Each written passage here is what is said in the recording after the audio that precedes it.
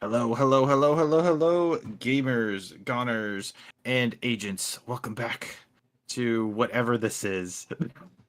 It's like I have a good idea of what I'm doing, and all of a sudden it just falls apart in my mind. It's a part-time job. What? It's a power wash I mean, simulator. Yeah. yeah, I guess technically this is considered a part-time job, wouldn't it be? On multiple aspects this time. I love how it also doesn't let me change to the co-op mode until I'm actually in the game. But yes, welcome everyone to me Yeah. messing up the intro and more Power Wash Simulator. Hopefully we We get are close trying. tonight. So we're about to hit the 75% mark, Ooh. which I find to be entertaining in its own right. Oh, and I sent this thing so you could join. I'm already loading in. Nice. All right, so everyone, so this is telling us, just my brain is just like jumping between things. So you were mentioning that you were setting up the stuff for YouTube. Hi, Agents YouTube. So I was looking through your YouTube channel the other day, real quick. So I noticed a big mistake you're making. Which is? You are not adding tags to stuff. I am... Well, generally I'm using this as a live stream archive. I get it, but I mean, if you have since you have the videos there, you might as well like tag them so people are searching it. It's not tags don't do that much, but I'm pretty sure they tell the YouTube algorithm, hey, this is what people like, what's in the video, so it can recognize it faster and in theory make it so people can find your stuff more accurately. Well, I do archive it under the game I'm playing. Like, you can do that. I still do that part. Yeah, I know you do that, but I mean, like, I saw there's just like all you had was like VTuber and Twitch is like you might as well put all the other thing take like 20 minutes to like set up all the things on there so people can like find it better. Well, here's the other thing. I can't set those tags until after I start or finish stream. I mean, yeah, I get that, but you could still do it for the Archive? yeah, so Yep. more people could find your videos. Yep. No, I would just... I've moved stuff over from Twitch to there. I've been really bad about it lately. I don't care all that much, but I have had people actually go back and watch them and comment on occasion. So Yep. I'm doing that with the shorts and the new videos I should be releasing starting this Monday at 6 p.m. Eastern. Come watch. I'm definitely tagging those up. I definitely think you have a good chance with that because so have you heard of the channel Gamer Thumbs? No, but I'm guessing that's another lore channel. Yeah, well, so I don't know how he started out, but he's really nice. I actually played Castlevania with him online once. But he basically he does like Mortal Kombat, Mega Man, and I think Castlevania and Metroid lore videos. But he also does game reviews, but a lot of like on newer ones that he likes, like I know he got like an early copy of Turtles, like TMNT Shredder's Revenge and River City Girls and stuff. But he also got but he did like a big like review of like Dick Tracy this week, and Ooh. it flopped really hard from what I understand, like based on what he said. So basically, like, and I looked through his channel and stuff, and because I've watched a bunch of his reviews and things like that, but it seems like anything that's not a review doesn't do so hot for him. Essentially, like people watch the lore videos, but like, and that so he's mostly just switching to primarily lore videos because I think lore videos just tend to do pretty well. Yeah, they have been, and the problem is finding a niche that hasn't been fucking filled yet, or something like that. Just because, ladder. Just because that genre is a bit full. Ooh, this is gonna take a minute. It's not like overfilled, but there's a lot of people that do it already. I can believe that.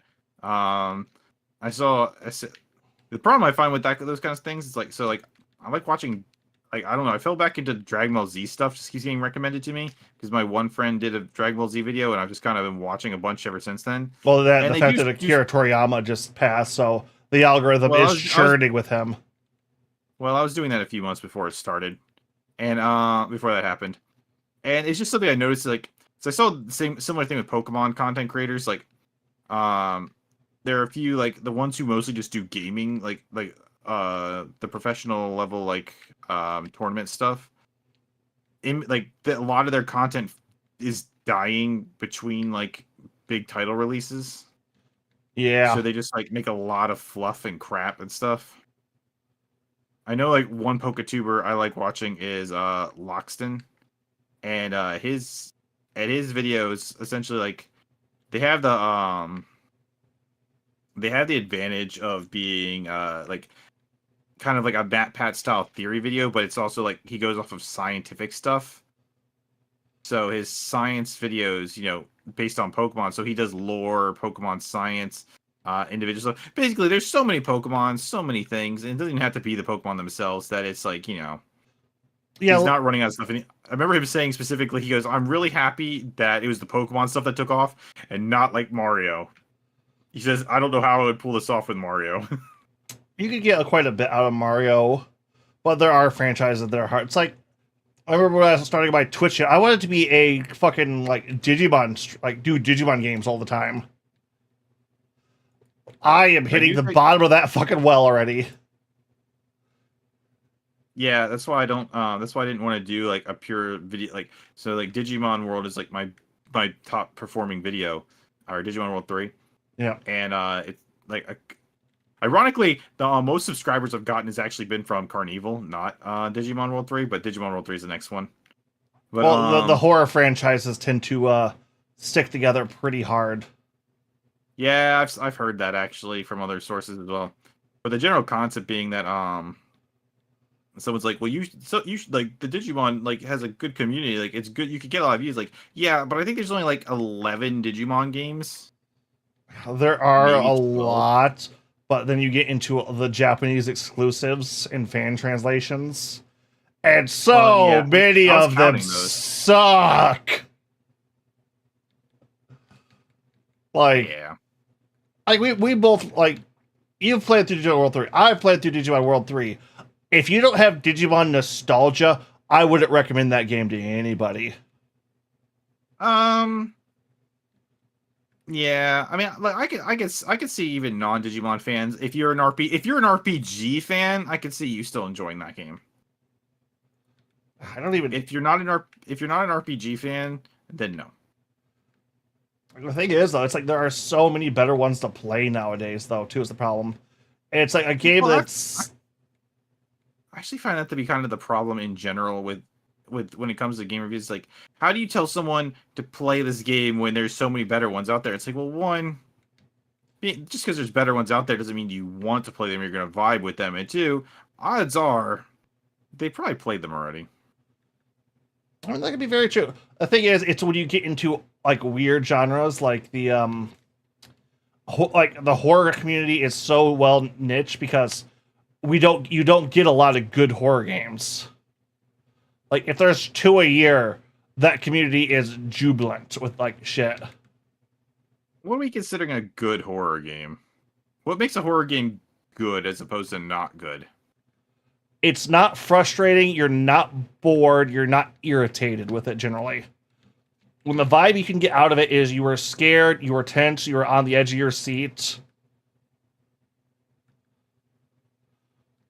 Or you were intrigued. It's like a horror game should not bore you, and it should not frustrate you. Frustrate you in a what the fuck do I do for this kind of thing. I suppose.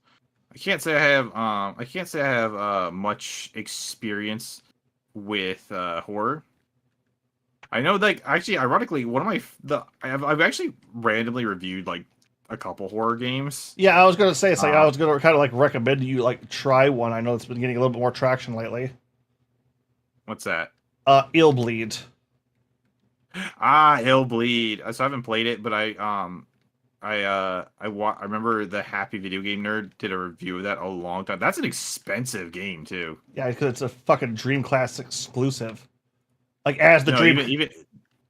even before that, it was expensive. Yeah, because It's it was actually released like a week after the Dreamcast was canceled as a console.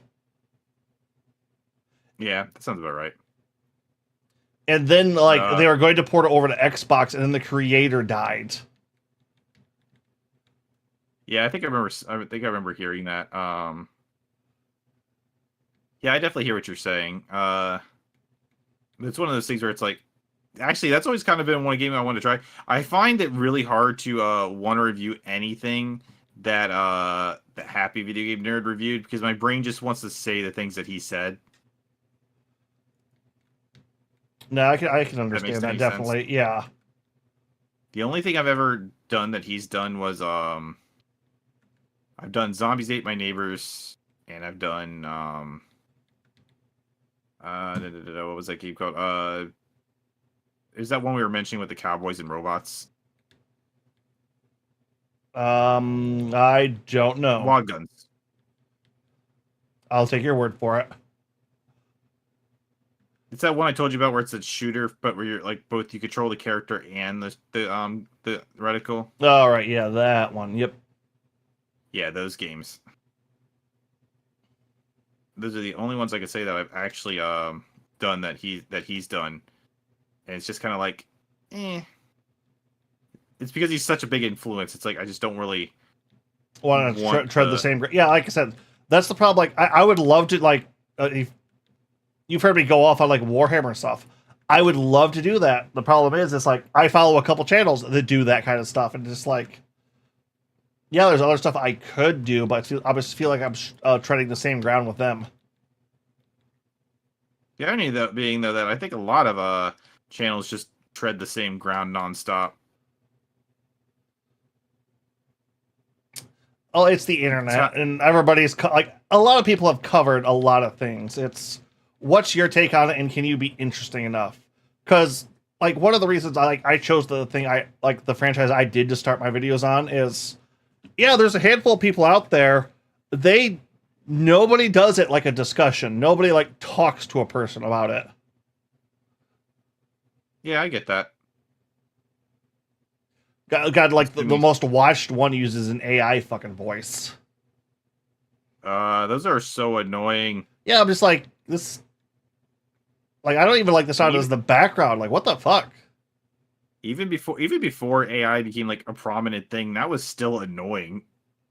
Those like unless you're using it as like a joke kind of thing.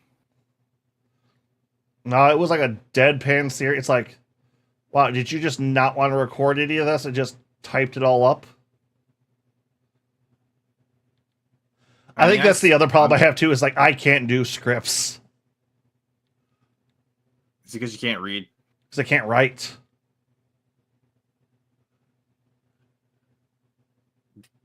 Fair enough.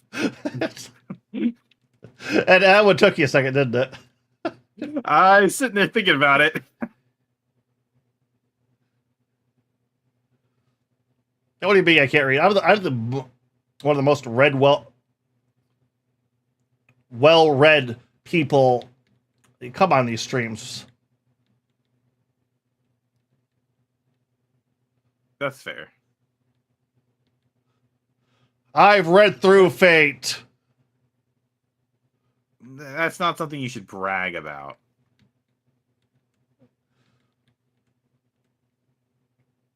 They should add the sex scenes back into the anime. I knew you were going to say something like that. Yeah. Which, who the fuck knows what the way anime is getting? God, it's like... Oh, another thing I was also going to plug for myself. I'm doing the Winter Anime Roundup this Sunday with Yuki, and I have been finishing up all the anime I kind of had on my back burner in like the last week. Holy fuck, this season. Yeah, I was actually thinking about that that earlier too, because I finished Free Ridden today because I was watching the dub, and the last episode popped today, and I was thinking to myself, man, I'm gonna miss this, and so I go on Mal and I rate these things, not because like I really care about the ratings, but because like I like being able to go back and like it's like I could sit there and look through my entire thing on Mal and remember every single anime on there and tell you the story and stuff like that.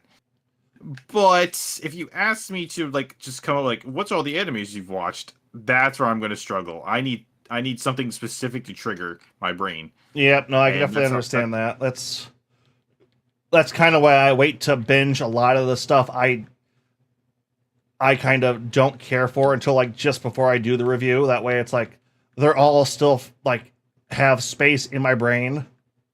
No. I understand. Like, I understand them. It's more like, can you name these things for me? Like, it. I don't. I can remember like the stories from all of them, even from when I was a kid, for the most part. It's just the whole having to Names. essentially, no, not even names. It's just like there's so many of them. It's like, there's over 100 of these things, or like I think I have like 300 like watched. It's like so sitting there going, oh yeah, then there's that anime, then there's that anime, then there's that anime, then there's that anime. Yeah, I You can know. definitely understand that though. I was going to be a lot harder on this season of anime than I initially was because just there are some real mid pieces of mid. Ah. But then I was kind of like, I finished up a couple others I had like on the back burner. I was kind of waiting for them to get further up, and it's just like, damn, that really fucking hit. Like I was expecting this to fall off. That hit it really well. Now, I've never actually seen it, but isn't that like what everyone said about what is that anime with the Astra as the main character? Fairy Tale. No. Just if you describe it, I can name it. Black Clover. I hear people keep saying like Black Clover Oh, Asta, yeah. Black Clover apparently goes hard season 4. You only got to watch the first 40 episodes. You know, the funny thing is, I watched the first 63 episodes of Boruto before I finally dropped it. It takes like when I start I can get into something pretty easily, but man, Boruto was bad. Yeah. Fairy Tale's first 12 episodes are fucking dog shit. I'm not going to even defend. Like, I like that, or Black Clover. I like Black Clover. I will admit the first 12 episodes of the anime are fucking insufferable. I can't even remember the first 12. Like, I remember the first episode of Fairy Tale, but I don't remember like the first 12 or which arcs came first. You mean Black Like, Clover? I remember like the no, I never watched Black Clover. I was gonna say, like, that's the one. No, Fairy Tale's not bad. It's just People hate on it for way too much, like way too hard. Like, yeah, they definitely like ripped off One Piece in a lot of ways. Let's oh not. no. Okay, I have some, like, I know some history about this show. Like, when people say Fairy Tale ripped off One Piece, I want them to point. Okay, so backing up just a couple steps here. How much do you know about the writer of Fairy Tale? Nothing. Okay, he or I can't remember. I think it's a he, maybe a she. But they have done 3 shows, or 3 major series in their lifetime. Yeah, I do know that because I remember watching Rave Master. yes, on Toonami. Yeah, that was their first show. And if you've watched that show and then watched Fairy Tale, you kind of get, hey, isn't that just Musica, Ellie, and Natsu again? I mean, hell, with his new series, Eden Zero, it's just Fairy Tale in space. No, it's Fairy Tale One Piece. Because remember, they're hunting the sacred treasure. You're right. But I mean, And like, each the main new character's world not is a good. complete new ecosystem with a problem. It's like Eden Zero is fucking. He took his characters and made them in a sci-fi One Piece. Yeah, he really did. Rebecca is just Lucy again. Happy is still happy. Yeah, it's like, oh yeah, Without a gun. he dropped Plu from Rave Master and kept Happy. To be fair, he dropped Plu a while ago in Fairy Tale as well. Yeah, because it's like, this is my mascot. It's like nobody cares about Plu. Plu was Plu is kind of adorable. He was okay in Rave Master, but that's just because that show had enough weird and unusual shit to begin with. Plu did not fit Fairy Tale at all. It's like he was a add-on, and Happy kind of hit the same mascot niche he did. Yeah, that's fair. I don't know. I think people's like thing with One Piece versus it is it. Let's be real, Guild Arts is too similar. Like someone should have stopped him with that design. Guild Arts? Who was that again? He's the one that looks exactly like Shanks. Oh yeah, not Shanks, right? Like I like Guild Arts. He's a completely different character in a lot of ways, but that design at the time he revealed him, it just like, guys.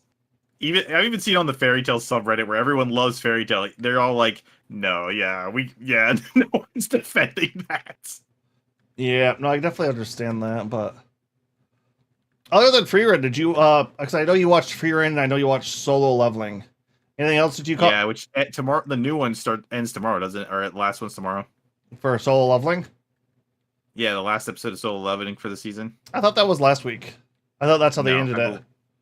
I was it. I'm gonna be sad. I thought, you know what, you might be right. I thought tomorrow was the last episode. Sad. Now I have nothing to look forward to tomorrow. Thanks a lot. Hey, you could try watching one of the other top shows from this season. Nah, new Slime dropped. I'm gonna catch up on that. I didn't realize the first episodes were out. Oh, that's on the new season too. Neat. Season 3, yeah. I'm not as hyped for Slime as I think a lot of other people are because after the season 1, I went out and actually read the light novel. See, there's the thing. I don't read any light novel. Like, so I've read light novels, but the thing is, I need to. Okay, I was. I don't read the light novels or the mangas if I think the anime is going to continue. Well, the problem is remember season 1 of Slime came out like a long time ago, and that's around the time Isekai was just doing the fucking, new season, shuffle every season, and we weren't getting season 2s of anything. That's fair. When like as far as light novels go, the only ones I've read have been the Sword Art ones. Because I did not think Sword Art was going to be popular enough to get a second season.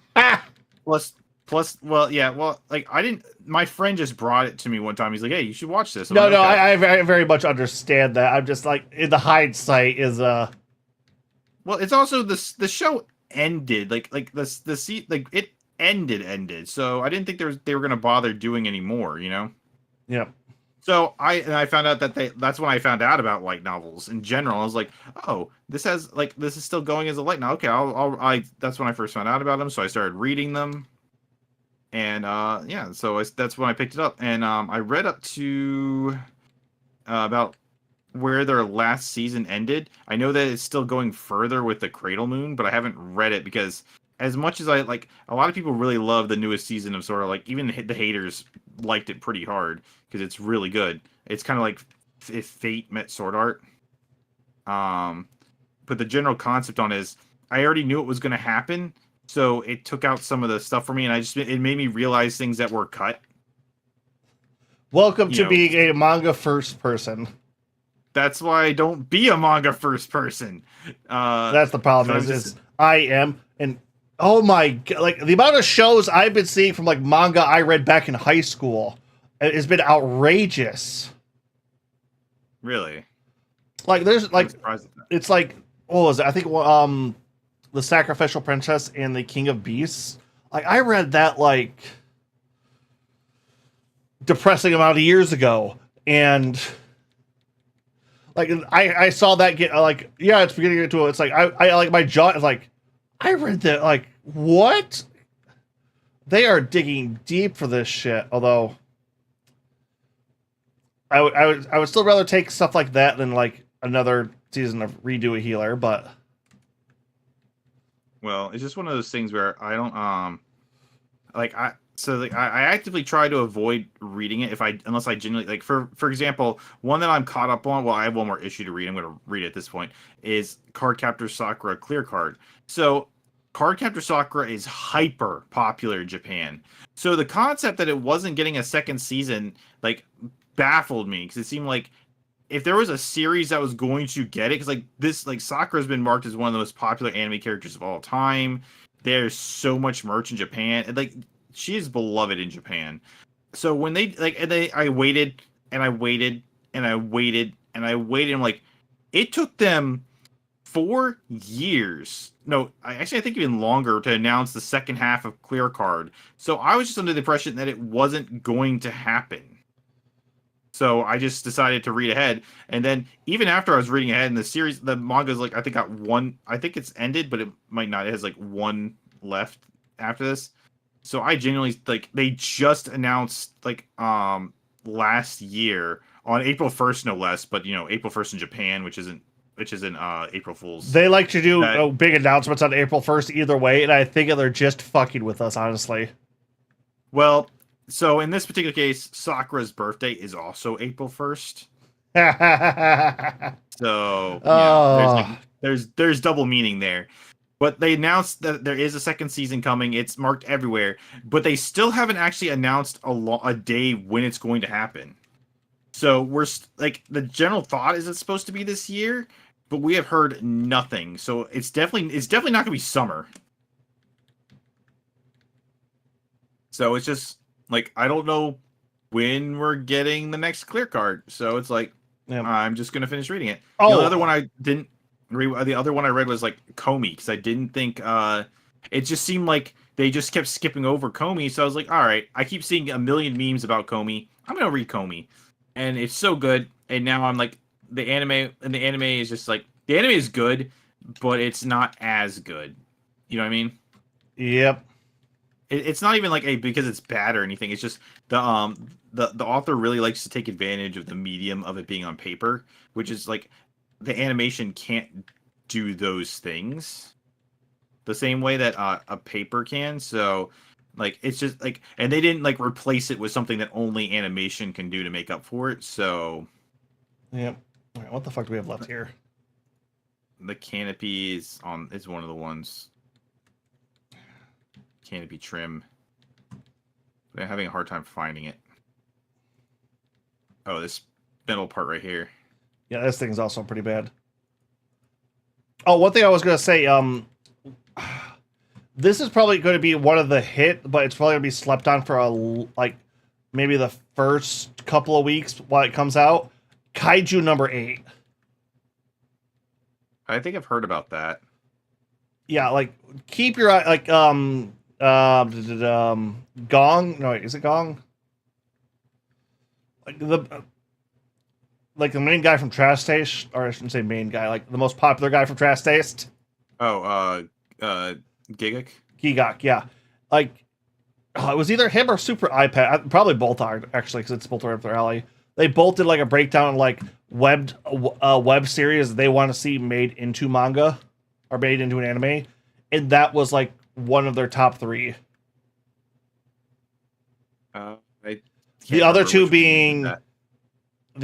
being Spy X Family and Sakamoto Days. I love Spy. I'm actually gonna go see the Spy X Family movie in theaters in like 2 weeks. If it's I haven't actually looked to see what theater is playing in, but if it's close to me, I'm gonna go watch it. I know the one I go to is showing it. Actually, went to go catch Godzilla. This is a cat figurehead. That's cool. Went to go see Godzilla, and there was a big ad for it. I didn't even realize happening. It just showed up on Crunchyroll. It was like movies playing. I'm like, oh, Winter Mission. Okay, well I'm gonna have to go see that because I really really liked Spy Family. It was lots of fun. It's good. The only problem I have with it is same problem I have with like most comedies. I just don't last watching them. It's like I don't mind them. It's just like you can only make me laugh so much. At some point, I need lore or story. There's story. There is, and that's why I've stuck with Spy X Family. It's just that you kind of get a gag filler episode, and I'm just a little. I guess bored. so. I mean, it's one of those things where like for example, I like all the characters, but less focus on Anya, more focus on Lloyd and Yor. Yeah, all right. Because what they're doing is like what really matters to the world. You know, like Anya's adorable, but she like it's one of those things where the comic relief probably shouldn't be the main focus. Yeah, no, I can definitely understand with that. Is that one of the window frames right there? Yeah, it's just kind of hard to hit it with the Take the extender off. No, I like.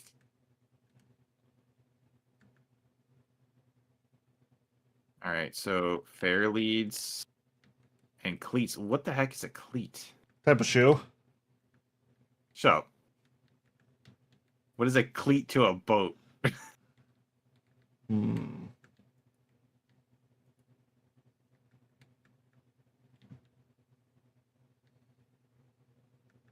I do not know.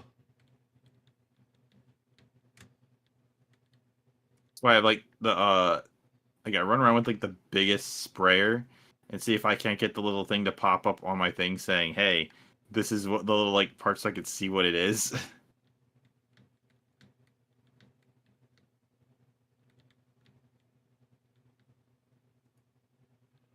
Yeah, what is going on here?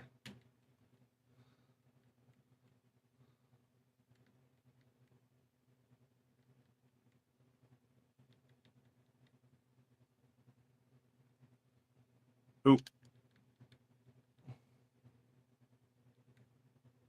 The cleat is this little thing right here, I think. All right, we got it. All right, so fair leads.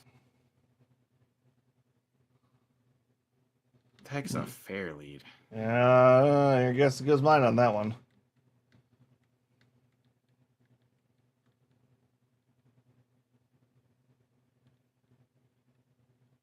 I think we're both just like, it's gotta be one of these little things. It's like spray everything. As much as we sprayed it, how is it even like dirty at all? No idea. You know, one thing I will say though, for this season that kind of surprised me, Solo Leveling is probably my third favorite show. Like for new Fair stuff. too. Every other anime that came out for the winter season. Okay, well then what was your favorite? I think I'm kind of toward it's like Brave Bang Braven is definitely up there. Mostly because it's a finished season. It's like, no, it's done. This was a 12 episode story. We've done our story. We are finished. And it hit a lot of good notes I haven't seen in a show in a while. You have no idea what that show's about, do you? Nope. It's a mecha. That would probably be why. Watch more mecha, people. Come on. It's a fun genre. We have a good time. There's not enough cute anime girls. Oh, yes, there are. But Fuck, they're in the mechas being obscured. No, they're not. They're put into skin-tight, skimpy outfits. Haven't you watched Darling in the Franxx? I have watched everything in the Franks. And that's actually exactly what I was thinking of when I was saying all of that. And like such a I remember I didn't watch it when it was popular. I watched it like years later. And I'd heard about like how it falls off, and I was like, all right, let me see it. Let me see what happened here. It is kind of fun just to go back and check out animes you've never seen before, like but you heard a lot about. Yeah. I generally do that at some... What the fuck is this thing? At some point. So I'm sitting there, and I was actually thinking about your podcast or your thing with Yuki today, actually, earlier. Because like I said, I go on Mal, right? And I'm sitting there, and I'm going through it, and I mark it up there, and I'm sitting there thinking to myself, what do I want to rate this? And I ended up rating it a 10 because it is a 10. It's not like in my personal favorites up there, but I was sitting there, and apparently it's like it took over the spot of Full Metal, and I was like, really? The Full Metal fans didn't come running to destroy it like they did with poor Fruits Baskets. When Fruits Baskets made to number one, the Full Metal fans got pissed and they came and downvoted it to hell. and I heard the same thing happen with Kaguya-sama, All right. What show are you talking about? Frieren. Oh, okay, yeah. Yeah, so like Fruits Basket and Kaguya both got like downvoted to no end. Um and I was just thinking like, wow, really? Like because people were like, we can't let Full Metal to get its spot taken up, but nobody did that for Frieren, and I'm like, did everyone just accept it? And I'm like, because so I sat there and I'm thinking about it, and I sat there and I went from I went all the way to I just looked at what like the top. Oh, did you find it? I'm not. Maybe. Huh. Fuck if I know what it was, but okay. Yeah, I had one of the biggest sprayers, and I was just kind of spraying in big waves. Yeah, that's what I was doing too. So it's like, okay. Sure. Oh, cool. Monster truck. Ooh.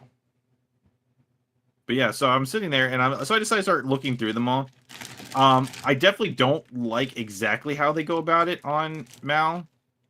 Like with the top 100 and all of them, right? Because they don't have them as seasons; they have them as like they like they're marked as seasons, which sometimes it makes sense and sometimes it doesn't. You know, like a good example, I think, in my opinion, is like so. I think most things should be as one season, or as like considered one. But I understand suppose like uh what was that show called? I don't know, like they did, like they rename the next season something else, something like that. Well, no, they have it like certain ones as seasons, but I'm trying to think Promise Neverland was an amazing season 1.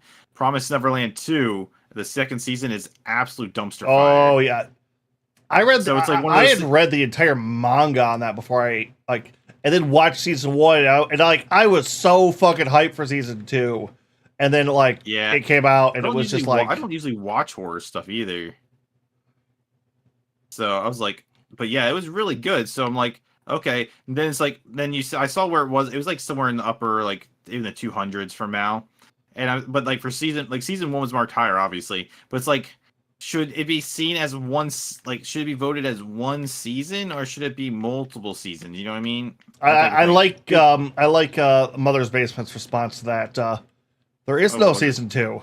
We only had one great season and then they canceled it. Oh yeah, I agree with that. But it's like so okay, so here's what I was getting at though. So when you look at the top 10 animes, right?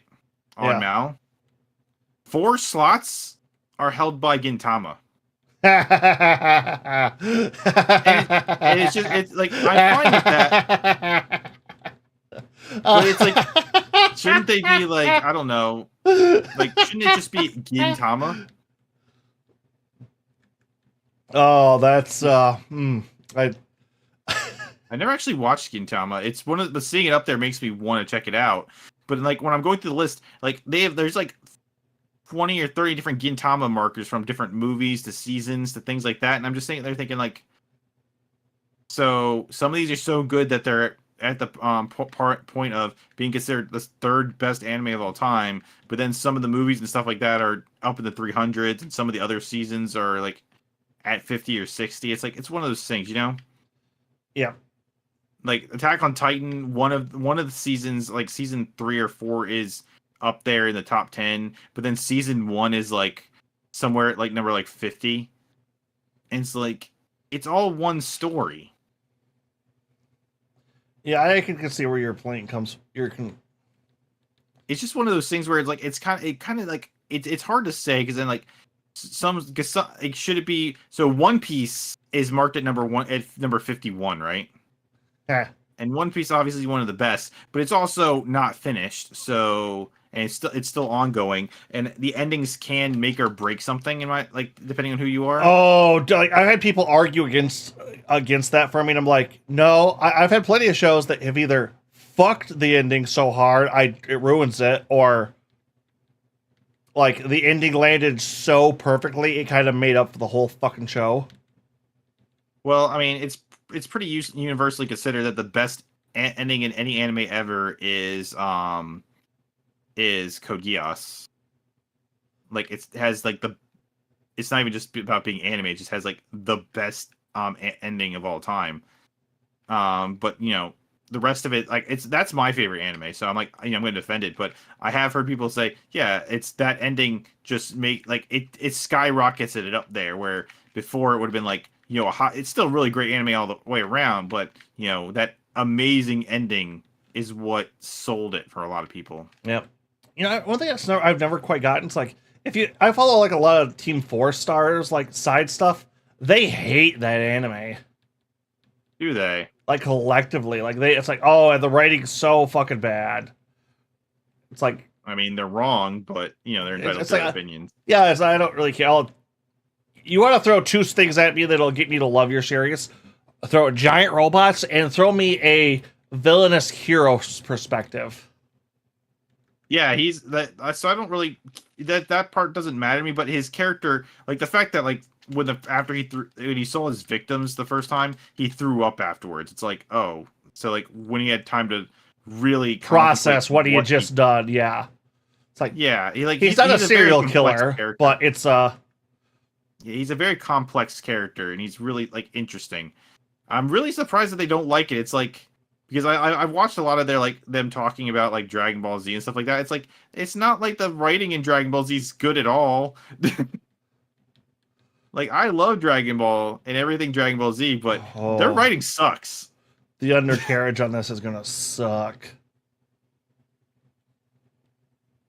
You know what I mean? It's like, how are you guys gonna sit there and like just like, I remember I watched the like review of the Dragon Ball superhero movie, and they're talking about how good it is in so many ways. And it's like, the writing still sucks on it.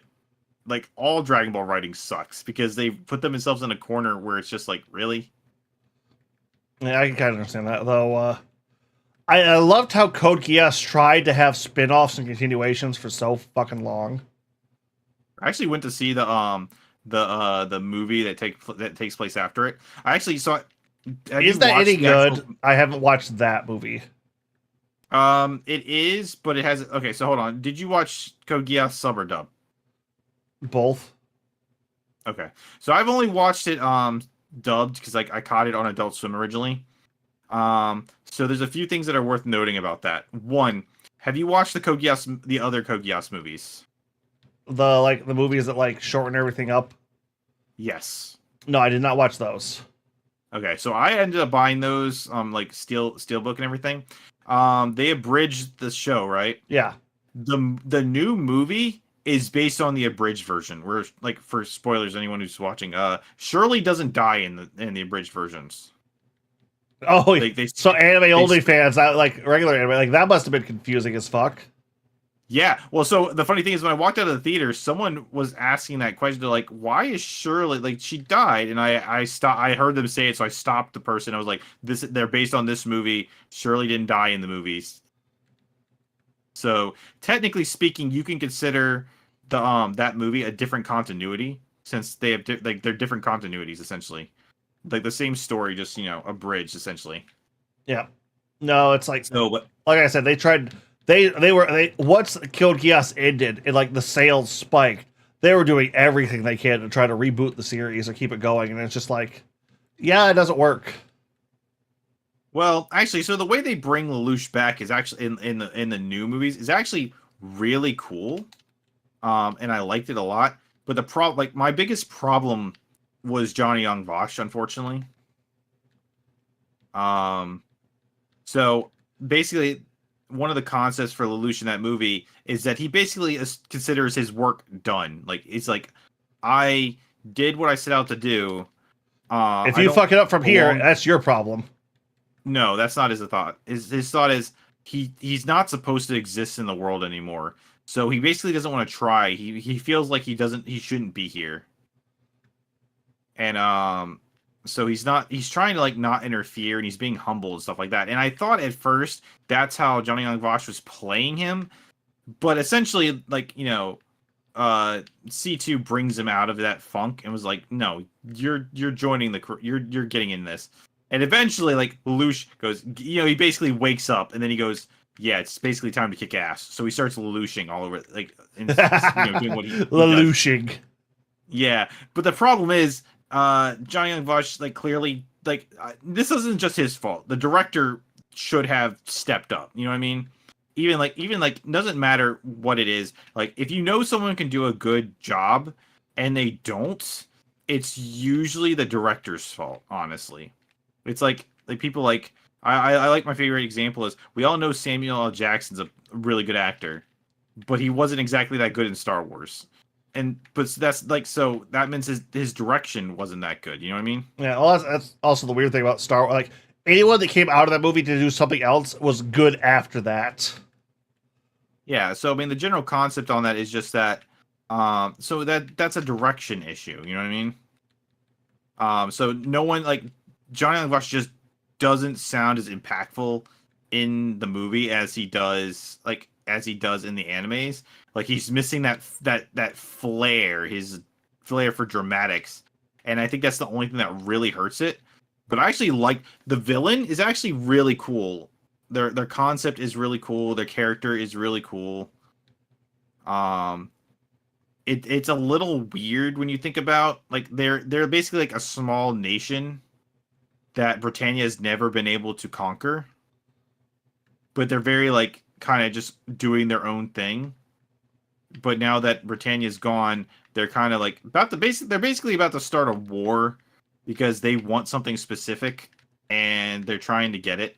And you know, so they kind of have to pick a fight with Britannia now that Britannia is not really like the same threat it is anymore that they found peace. So yeah, Britannia's trying to disarm, and then like this country's like, nah, we're gonna go to war.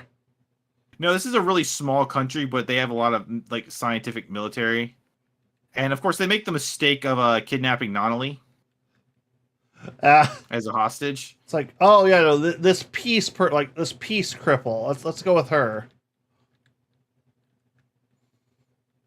Yeah, that kicks off a bunch of fuck. Yeah. Yeah, well, the main villain, essentially, her power is essentially her Gios is essentially time travel. That has to have a crazy restriction on it, though. It doesn't. The fuck? It's not time travel in the normal sense, but so basically she can send her consciousness back 6 hours. So basically, she knows so if you have a plan, she knows what your plan was. And then she tells everyone how to thwart it. She can see all of your attacks, that kind of stuff. The irony being, the way her Gios works is she has to die. She kills herself and then goes back 6 hours.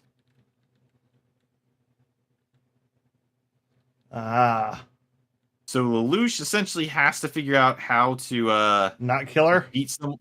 No. Well, yeah, that too, but basically has to figure out how do I beat someone who can just go back and rewrite time. And of course he does, because he's Lelouch. And he's really clever how he does it and brilliant, and it's like, you know, it's one of the reasons I love the show. Like I love his character so much. Like I like the geniuses who are geniuses, but they make sense as geniuses. It's kind of like, what's a good one? One genius character I didn't like was Aizen from Bleach, because he had that. Oh yeah, I'm always one step ahead of you. I plan this and this and this and this and this. It's like it's not like he doesn't seem smart. It seems like the plot just gave him what he needed. You know what I mean? Yeah, no, it's that can be the problem with like a lot of geniuses and stuff like that. It takes time to write them well, and like one of the biggest problems like Bleach had was Aizen was like so much of that was being written on the fucking fly. So, and you can't do geniuses like that. Well, so the thing is, it worked in season 1 because they had like shown he was a genius who was like playing everyone the whole time. It was a mystery and a big reveal. It's like, holy crap, he's a super powerful genius, and it worked there. But once we got past season 1, it just started to become tripe. Like, oh, I can also thought of this. Oh, I also thought of this. Oh, I also thought of this. It's like, it made a lot more sense when he was manipulating things from behind the scenes, you know? Yeah, like, he lost so much agency after the fucking Arankar arc. Yeah, it's just one of those things where it's like we get it. He's a genius, but like it makes sense when he was playing every character. You know what I mean? Like it's not that he can predict everything; it's that he's manipulating the situation to work in his favor. That kind of stuff is great. It's when they go, oh man, I can just predict anything in the world and it's not a problem. I hate that. It's like, did you watch Arrow? Yeah, I think I watched up to season like 4 on that. Yeah, so you saw the genius enemy, right? I think he was season 4. Maybe. He was in a wheelchair. You know, honestly, it's like I stopped. I think the last villain I watched was a Deathstroke. Oh, then that's like season 2. Maybe I guess not as far. Because when did or when did Flash start with that? Was that like around season 2? Yeah. Okay, that might have been as far as I watched then. All right, so I dropped when it comes to Flash, I dropped off on that after a few seasons. But I watched Arrow to the end, because I was invested enough, but like, and it didn't go off the rails hard enough for me to give up on it Until the end. Well, no, because it actually ended. It ended. There was an ending to his character. It was a bad end, but at least there was an end. But one of the enemies they fought was like, so the every enemy I'm sorry, not thinking of Arrow, I'm thinking of Flash. The enemy, like in Flash, every enemy had been that was a threat, was a speedster, you know. So it was getting old. Yeah. Yeah, it was getting old. The end of, like, I mean, it was like the first one was amazing, Reverse Flash. The second one was kind of lame, but he was cool. He was cool enough that he felt really threatening in a different kind of way. Oh, they didn't use Godspeed, did they? Yeah, they did actually. He was the villain of the 3rd season. Oh. Yeah. I know enough about the comics. It's like, oh no, not Godspeed. They didn't use Godspeed. They used Godspeed. That's why it sucked. Yeah. So the thing is, after that, it's like everyone in their brain is like, they need to stop with the enemy's speedsters. There's got to be another type of power. So they come up with another character. I can't remember who. I know he's from the comics as well. But basically, he's a genius character, right? Oh, you're telling me that the Flash has comic book villains? Yeah. So he's a genius. And it was really interesting. And it's like, oh, okay. And Weather Wizard? Beginning, huh? Weather Wizard? No. I think they had him as a like a villain at one point though. Weather Wizard. I'm pretty sure he was there. But the Flash doesn't have Flash has a handful of good villains. And from what I know of the show, they burned through all the way down to his C tier guys. Yeah, they did. But no, I can't remember. I don't think this was a Flash villain. I think it was just a villain from DC. I think he's like the one who like puts on the hat to like learn people's stuff. I don't remember what his name was, but he was a good concept because he was like a super genius. Like he had been his mutation was like super genius. So basically, in the beginning, he was setting things up to, he brought the Flash back. Like the Flash was trapped in the Speed Force and he needed the Flash for something. So he brought the Flash back by like planning people and manipulating where they're going to be and stuff like that. And in the beginning, you see like the Flash essentially beat his enemy, but he knew that they kept the trophies. So he basically set it up so that they would take the technology back, and he was using it to spy on them and to stay one move ahead of him, you know? And that was great. Like the idea, like, oh, okay, so he's not winning through speed and power. He's cleverly manipulating the enemies to do what he wants. He basically hadn't committed a crime, and he made it look like Barry, not the Flash, was spying on him and breaking and entering, and he was just like beating him with legal cheap shots and things like that. And, you know, if Barry wants to be a good guy, he can't do these things. So he's just sitting there toying with him. And that stuff is great. But then it starts getting bad again. So one of the ways that he needs this one thing to happen, right? So he needs the multiverse. He predicts Barry going through the multiverse. How? Doing like... Exactly. No, he sets it up so that he has to, but he also somehow knows where these other characters in the multiverse are at. They're basically exactly like he somehow knew that someone from like Universe 43 or something was going to get pissed off and follow Barry through there to go after him. It's like, why would you just assume this low-level character was going to be pissed off enough to travel the multiverse just to get revenge? But then all of a sudden, his predictions went wrong when Barry kind of like got emotional. That was the explanation. Like, I didn't expect him to react like that. And it's like, what do you mean? Like, what do you mean when he got emotional? He's been getting emotional every time you pissed him off. Like That's how you control people. That's what Barry does. It's like he was a very emotional. It's like that was his biggest problem. He's not he's not a manipulative character. He's a very emotional, rash person. So like when he tries to work with villains and stuff like that, he gets fucked over. Specifically, why he stopped doing it. Yeah. Well, it was just one of those things where it started like the problem was the show stopped doing the whole thing where he's manipulating and controlling the situation and like getting characters to do certain things. Instead, he's just predicting the unpredictable. You know what I mean? Yeah.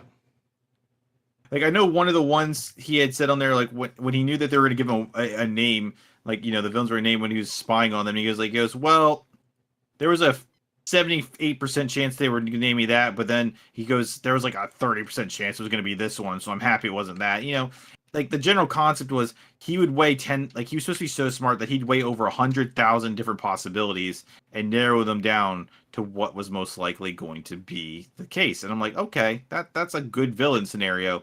If you know that out of 100 times this is going to happen 60%, and you are smart enough to manipulate the situation to raise those odds to 90%, that's a good villain. You know what I mean? Like, that's a good use of genius. You can't predict every little thing, but you know there are so many outcomes, but you can stack the odds in your favor.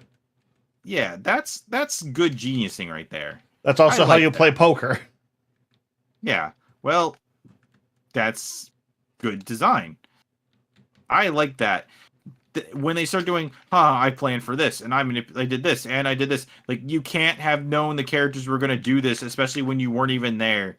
You had no idea who was going to show up. You know what I mean? But I read the script.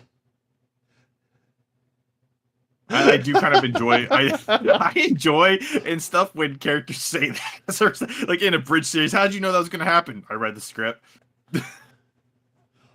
Yeah, what did Dragon Ball Z point or DBZA points out? Like, well, how'd you know about the stuff that wasn't there? Oh, that's a story for another time. Like they did at the Frieza. How'd you know about the stuff you weren't there for? And then he just punches him. All right, I think I liked it when Cell did that with the reporter when he was like covering like all of Dragon Ball. Oh yeah, I think I remember that too. It's Mr. Perfect Cell. I also love that this monster truck is a giant cat head. Yeah.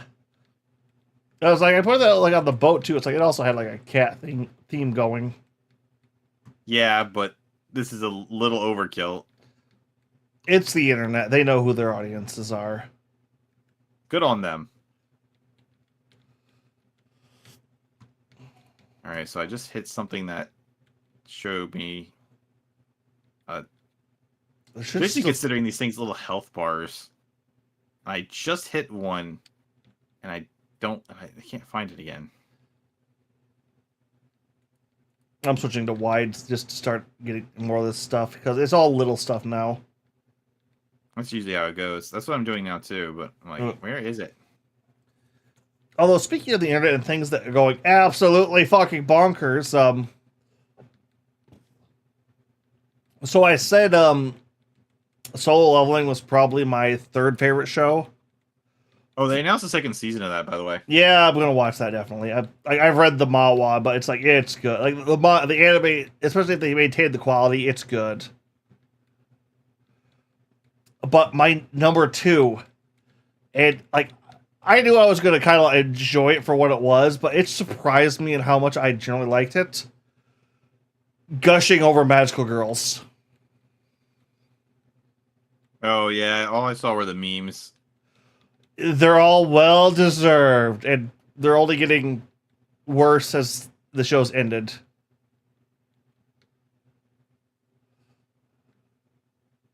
Going up here to see the cat tongue. Lame exhaust. Yeah. Side hatch handles.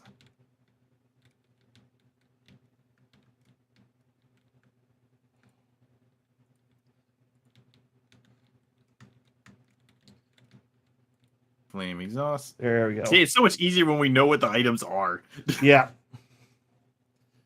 But like, I'm not going to defend the show and say, oh, it is a softcore porno, but like a lot per episode. At the same point, it's also well written. Yeah, I understand that.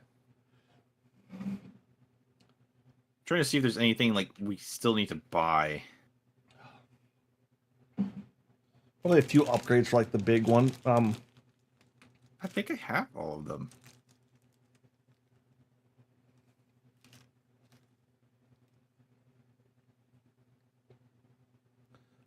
Yeah, it seemed like we did, so it might just be Ferris sprays wheel. and other add-ons. So I've been buying the sprays.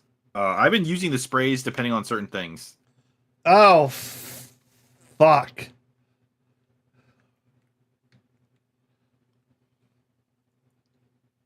It's like I use the sprays on the really hard rusty metal parts of that cat vehicle, or that cat truck. Yeah. Because there's just like some of the ones that are like really brutal to get off. I do use the sprays for, especially also since they have like a very wide range.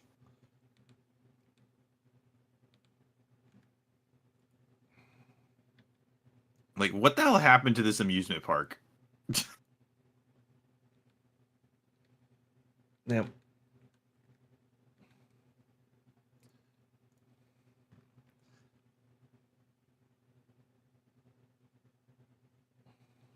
Yeah, I didn't actually watch all that much anime this season, unfortunately. Those would be like Bang Brave Braven. Watch episode 1. If you don't love how that goes, I would say it's an easy skip. Which one is that? Bang Brave Braven. It's the mecha style one. Hmm.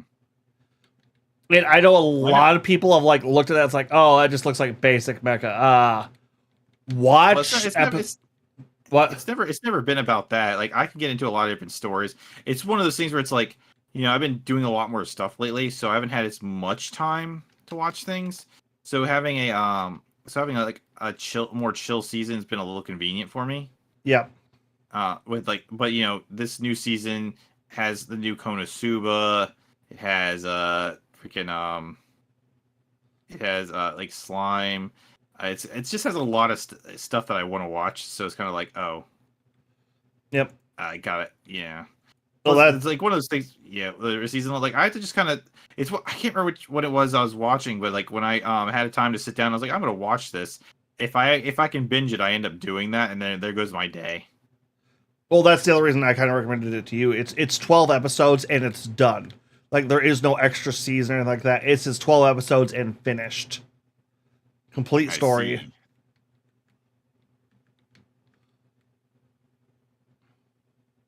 Well, that's always nice. Yep. Although it's like with Freerun, part of me is a little sad that it's gone now. They did one of those endings that makes you go, "Oh, now I'm sad because I want more." No, your side quest is done. No, they basically said they basically made a joke about how it ended, going like, there's no reason to get sad about the ending because we'll see each other again, and then it'll be weird if you felt so sad." So it's like, oh, but of course they haven't announced the new season yet, so Yep. who knows if that's actually going to happen. I would imagine when you like hit number 1 and do as well as you've been doing, they're probably going to get another season.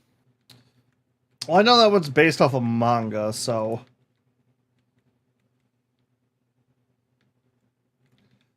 I don't know if there's more manga. Well, probably. I mean, they have a goal of where they're going, so I can't imagine it ended. Like they are actively going somewhere. You know what I mean? Yeah. Oh, they didn't get there? No. Oh, okay. They So, essentially yeah, then it'll probably get a season 2. I've watched like the first 6 episodes of it. yeah, they had a goal. Like the goal is to they want to go back to the Demon King's castle, but it's so far away. Like it took her original party 10 years to get there, you know? So, with the new one, it's just part of the traveling, but some things are kind of standing in their way. And they're not like in a rush to get there either. No. I mean, the way Freeman, because she has, because she's basically immortal, like she has infinite, like she's not immortal, she can be killed, but she has like eternal youth. Yeah, it's like time So, is not a factor for her. It's a yeah, but her apprentice is human. So her apprentice is like, no, we're not spending, like she's like, we're gonna visit our one friend. We're gonna stay there for 10 years, and she's like, no, we're gonna stay there for like 10 days. yeah, that time scale thing is you got to readjust for. Yeah.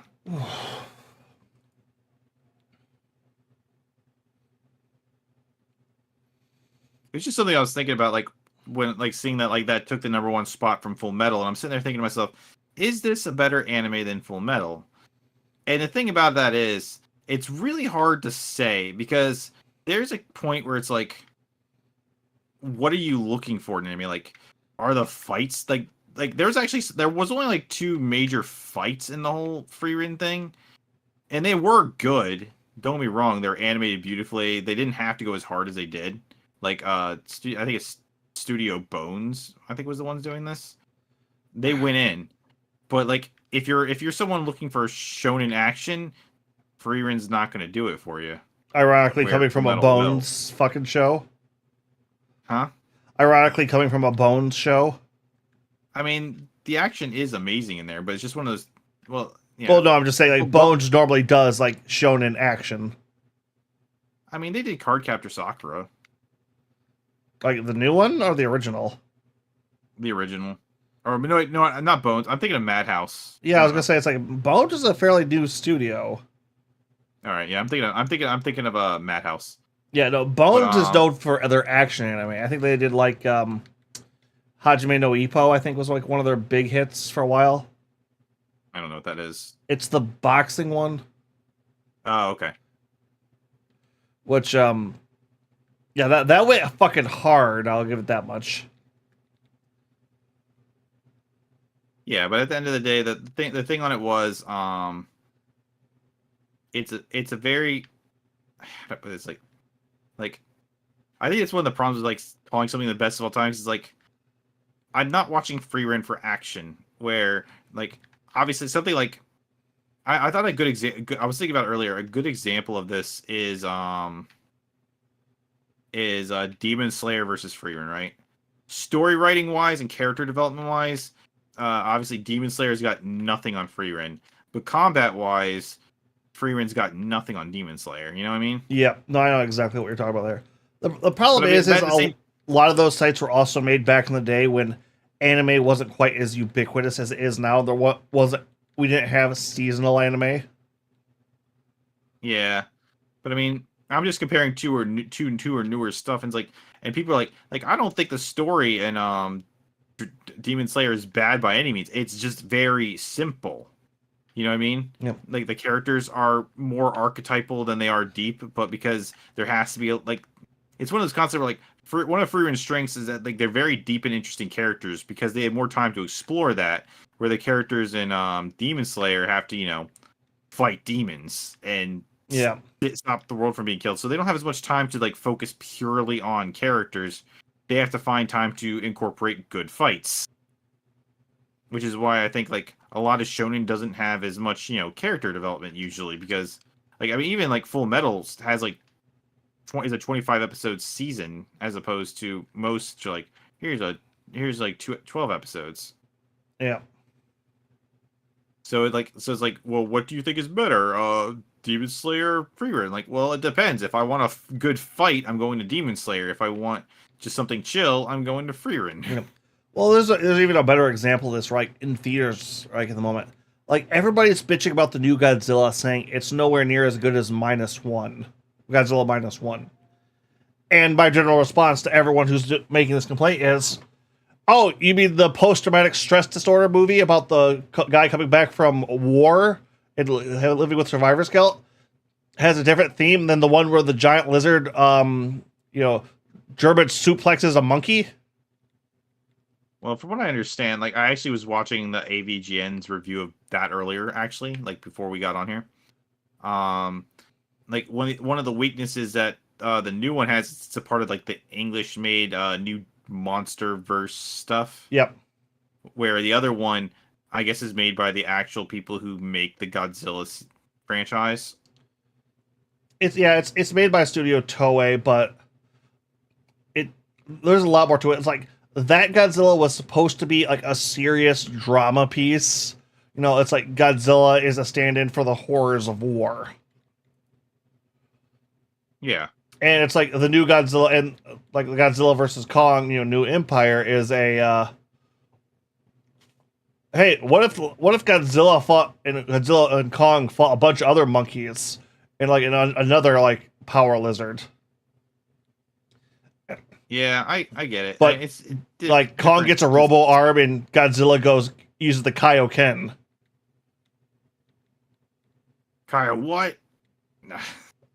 I'm not even joking. Like the designer for that, like I took a lot of inspiration from Dragon Ball on this one. Specifically quoting the Kaioken. Oh, don't get me wrong, I love it. It's just I know there's people bitching like, why is Godzilla pink? Isn't it just like him powering up? Yeah. No, it's almost literally the Kaioken. Jeez.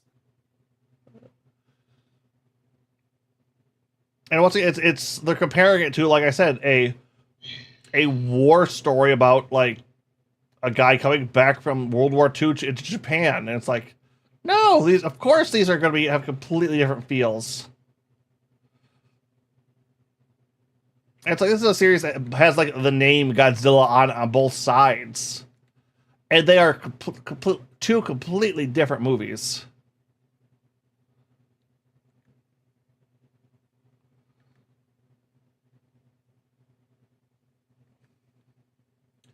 Though I would still watch the new one. It was good.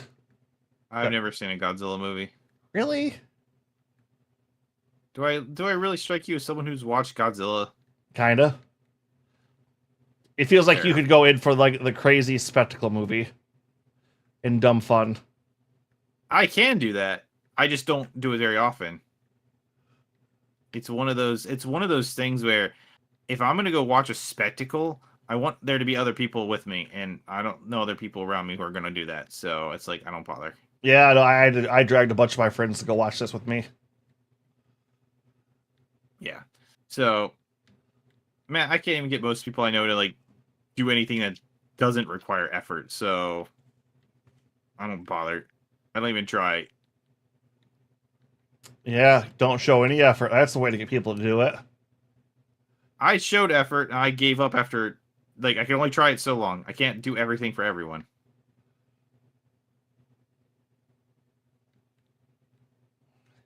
It is annoying. Yeah, it is. And sometimes if you want to do stuff, that's how you have to do it. Yeah, me, the friend that drags everybody. In my case, it's always me 100% of the time. And it's annoying. So I don't want to anymore.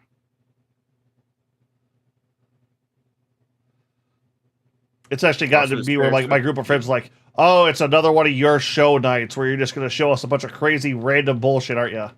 Yep. Buckle up and take a good hit, guys. This is going to be a fun one.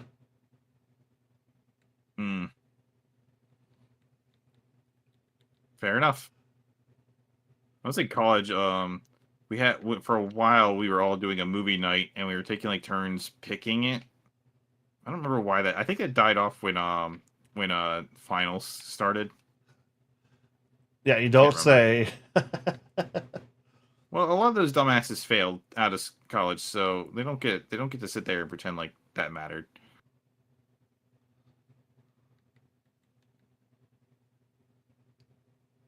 we had one guy who was like crazy good at Yu-Gi-Oh, and he would always be there ready to play a match, and we were like, man, how is this guy always around to play matches? And it turns out he wasn't going to class, and then he failed out, and we never saw him again.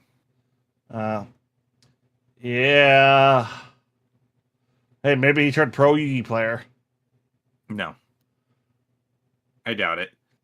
But I wouldn't wish that on anybody. yeah, it does actually sound kind of bad. Well, I played I played at like regional level for a bit, and it's just like it's exhausting because it's like there does get to be a higher level of play. Don't get me wrong, there are some good seasons, but when you hit a bad season of Yu-Gi-Oh, it's just a bad like release set. It fucking kills the game. I can believe that. I've always been very casual, so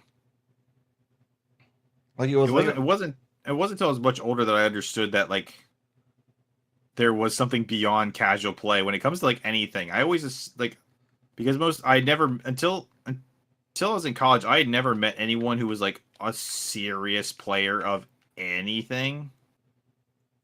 So I didn't realize that there was hardcore players. Like it wasn't until I played against someone who was like someone who was like professional at Smash that I found out that this is what good means. Exists. Like this is what skill level is. Holy fuck, yeah. Well, I was usually able to beat my friends and stuff, so I assumed that I was good. I'm not good. No. I think it was like back when I started my computer programming stuff, which I got to take that in high school as like a college class kind of thing. It was a little bit neat. One of the guys in there was like, hey, yeah, no, we're hosting a big Smash tournament. You should join us. And it was my first Smash tournament. Round 1, I'm up against the #1 like rated guy in the fucking state. Oh yeah, I fought the #1 rated guy in my state one time too. That was really bad. It's like we were playing Melee. I was Link, he was Bowser. I couldn't keep up with them. Yeah, same thing happened to me. I was Mario and he was Bowser, and he just curb stomped me into the ground. I'm just like, what the absolute fuck? Yeah, well, it's funny because I remember when I was at some, I don't remember where I was at. I was at like a internet cafe, and this one guy, and they were playing Smash, and I was like, oh, cool, I'm pretty good at this game. And the person that I was playing with first, he told me, yeah, I'm the protege of the person who's the #1 ranked in the state. I'm like, oh, cool. Well, I'd like to try it. And I actually managed to beat his protege. So I'm like, oh, well, I must be a lot better than I thought. His protege, like the actual person, like was the real deal. And he curb stomped me into the ground. Like he was not mean about it or anything like that. But holy crap. And then his friend was on his level. And his other friend, I'm like, oh, okay. But I still didn't quite get it but eventually I started to understand.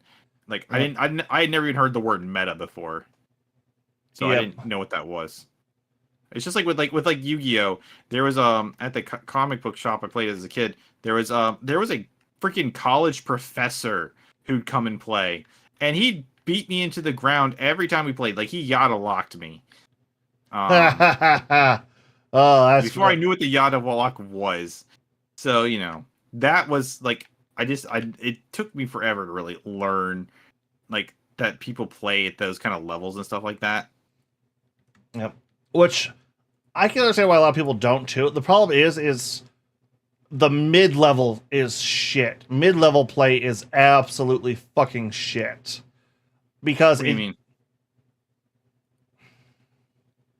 Okay, because like I said, I was able to get to Yu-Gi-Oh at a regional level. I got into fighting games and all that other stuff. I actually like being competitive in gaming to some extent. I don't go all out crazy, but I started learning mechanics. And one of the first mechanics you learn is called level thinking. Which, are you familiar with what that is? No. Okay. So there are generally 5 levels, which anyone listening who's trying to record this, yes, there are technically more. I know that's a whole other thing. I'm just going for the basics here. The first level, how do I play this game? Level 2, how does my opponent play against me? And those are what you're considered to be the basics of the game. Like, that's where you start getting good, is right there. Then level 3, 4, and 5 are where it starts getting complicated. So level 3 is, all right, what do I think my opponent's going to do? 4 is, what do I think my opponent thinks I'm going to do? And level 5 is, what do I think my opponent thinks I'm going to do to him?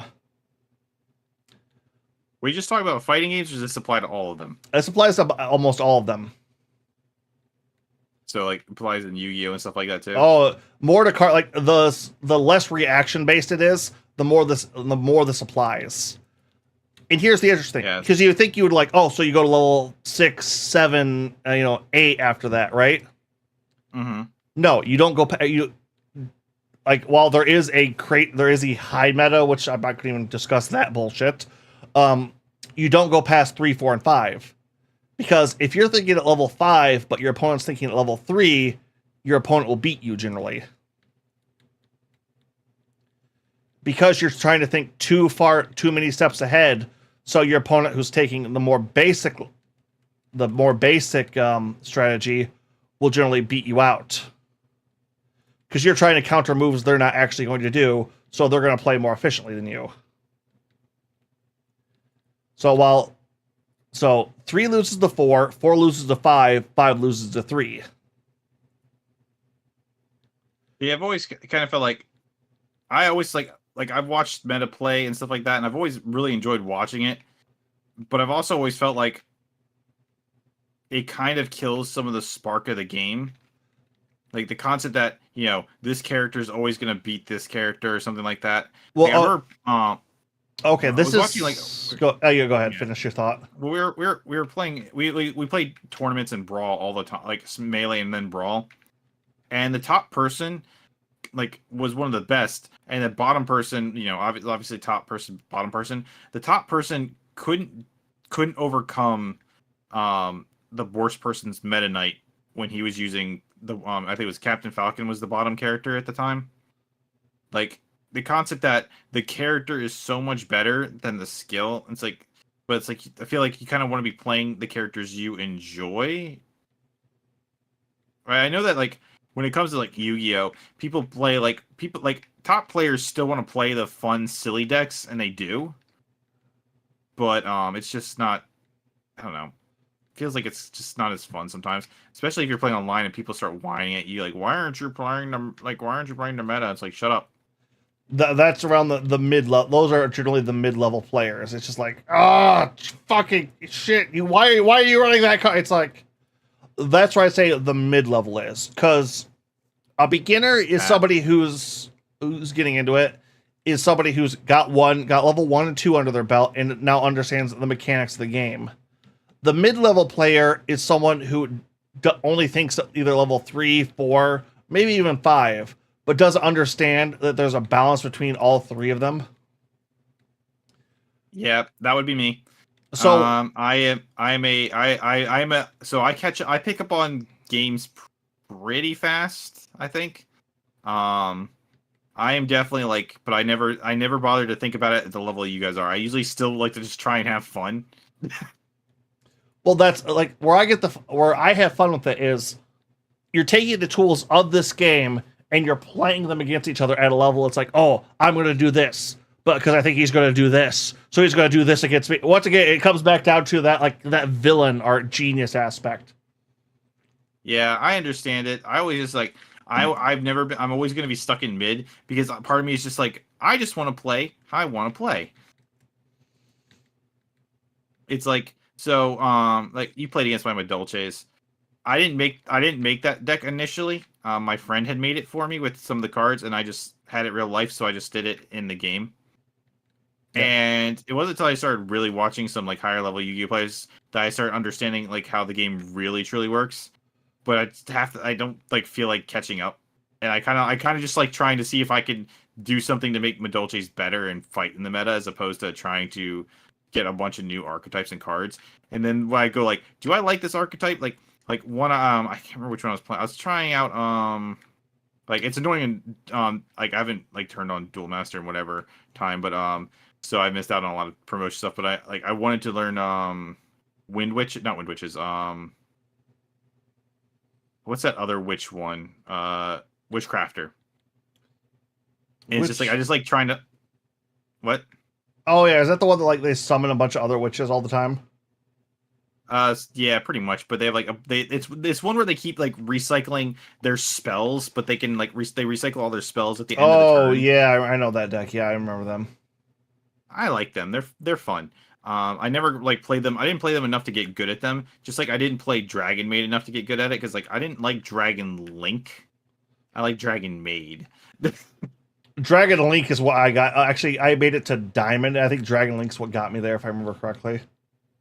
Yeah, I used some of drag. I was playing. I remember because I was playing it in real life. I was they told me I was playing Dragon Maid. And they're like, you're just playing Dragon Link. I'm like, this is Dragon Maid. They're like, yeah, but you're using a lot of the links that Dragon Link uses. But I didn't do like the whole like 10-minute combo just to get one monster. It was just like I'm just doing the first two so I can get where I need to be. Yeah, that's like I said. That's a lot of the problem that people like. Like you understand the basic and mechanics. It's you get people who kind of understand the mid game and then don't like it, so they bitch about it. It's like I can understand. I was there too. It's like, but it's like if you want to get good at this game, you have to understand there is no chance in this game. Like, God, it's like, do you know what the percent of cards that need to be openers in your deck should be? Nope. 16. That gives you a 92% chance to draw them in your opening hand. Yeah, I know that. I knew there was like a major concern about that. So when like I said, I like playing Madolches because it's one of the few decks that I know. Even though I've watched this one, I know there's a way to do like a short combo and a long combo, and I just never memorized what the short one was. But the general concept on it is just like I know that like as I've been like playing with it, I know it doesn't have enough starters because that is a problem I consistently run into. So I know I added like Summoner Monk as just an extra starter. And it sometimes works. Yep, that's the same So problem I have with my Harpies. I think they also have the problem of if you guys don't get your normal summon on the board, you don't have anything to kick it out afterwards either. Sort of. I think you have like one, no, but no. So so it depends. There's it depends on what order and what you have. So all right. I will. So like, if you have nothing on the board and you've already used your normal summon, do you have a way to get out of that? Yes, I have. We have two ways to get out of it. But the best starter is Pudding Cessor. If you have no, or if you, I think I can't remember if it was you have no monsters on the field or if it's only Modolches. Oh no, it's if you have nothing in your graveyard. Yeah, I was gonna say the Majolches are mostly graveyard shit. Like, yeah, it's weird because their cards kind of like work back and forth with that because like their XYZs need monsters in the grave to use their effects. The best one does at least, and but the other ones are like if you don't have any cards in your grave, but then like who cakes helps you take. They have ones that help you take stuff out of your grave, and then ones that like hurt you on that. It's weird. It's a balancing act. Yep.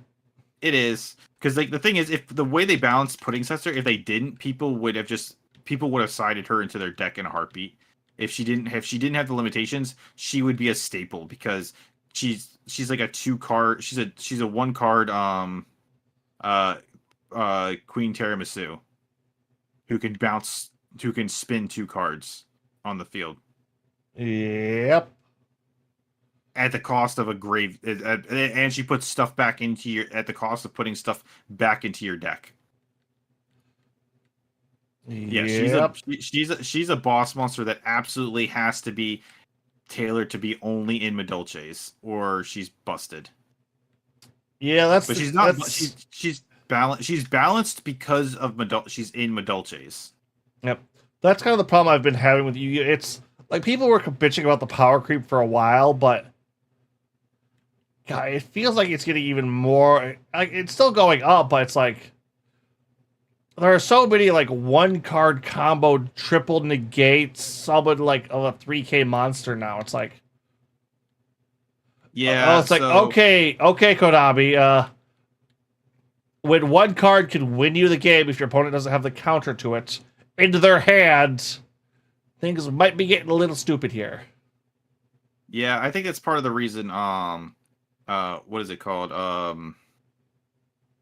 Speed Duel is a thing, and they have that other one in Japan that's based on the new series that I haven't watched. Oh, Konami Like has been desperately trying to like even Magic had to like retool their meta to rotate sets out because it's like, oh, this is just going to get too power creepy. Yeah, well, I mean that's how like Magic and Pokemon work. That's why they have the sets.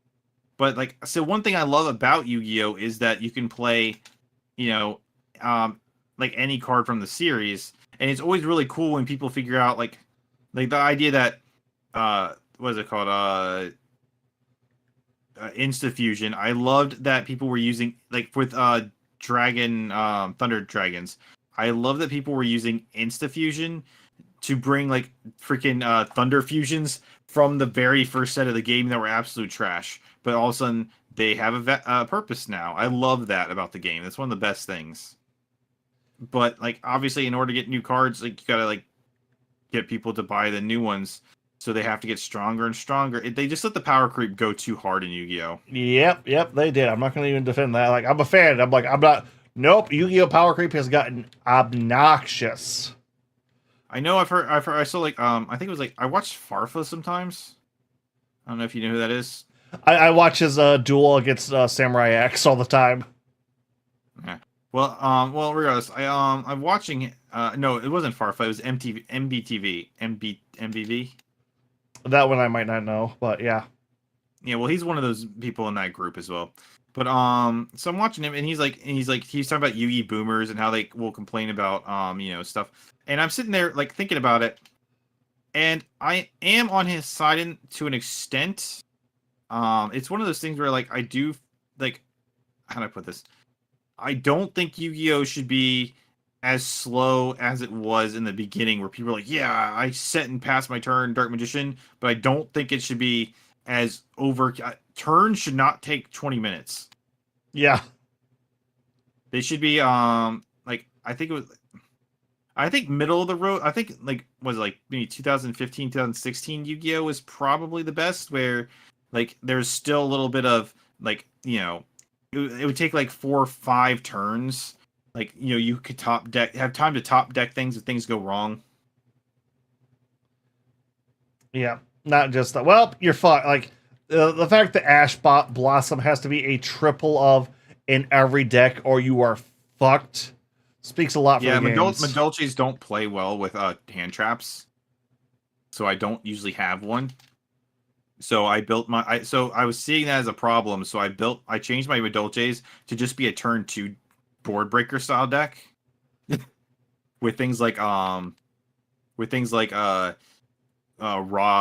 and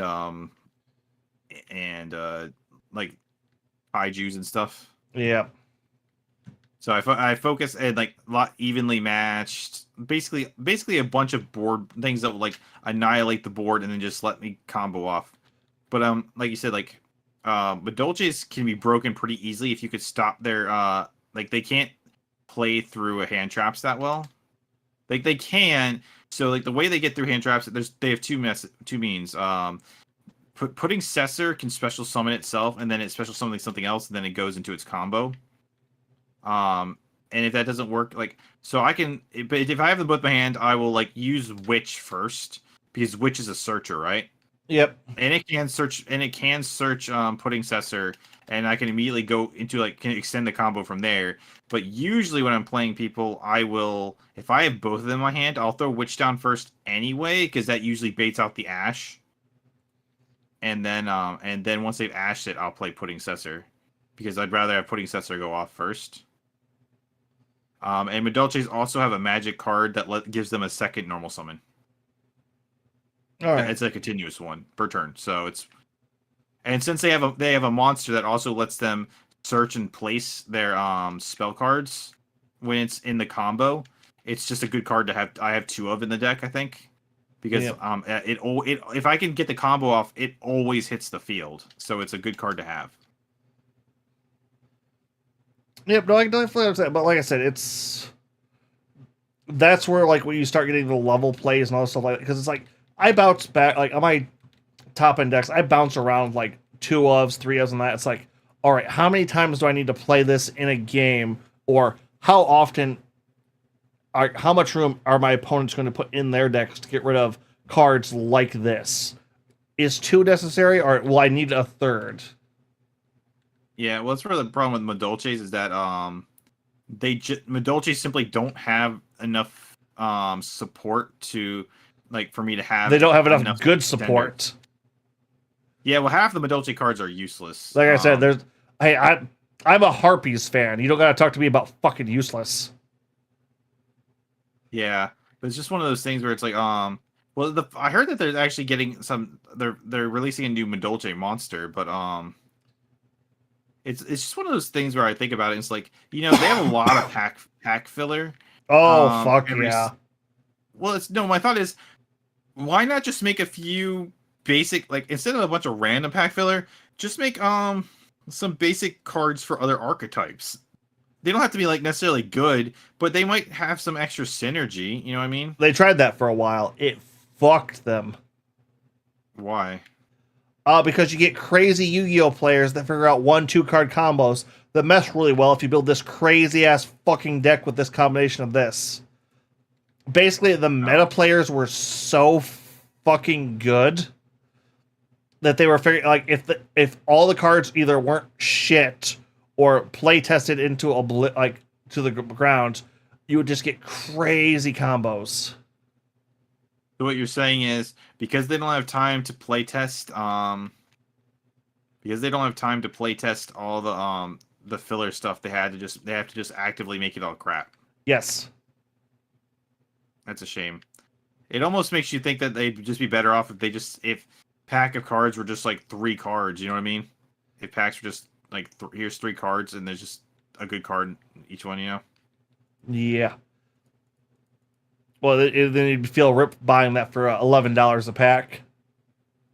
Yeah. Well, they'd have to like lower the price. Yeah, Konami. Yeah, no.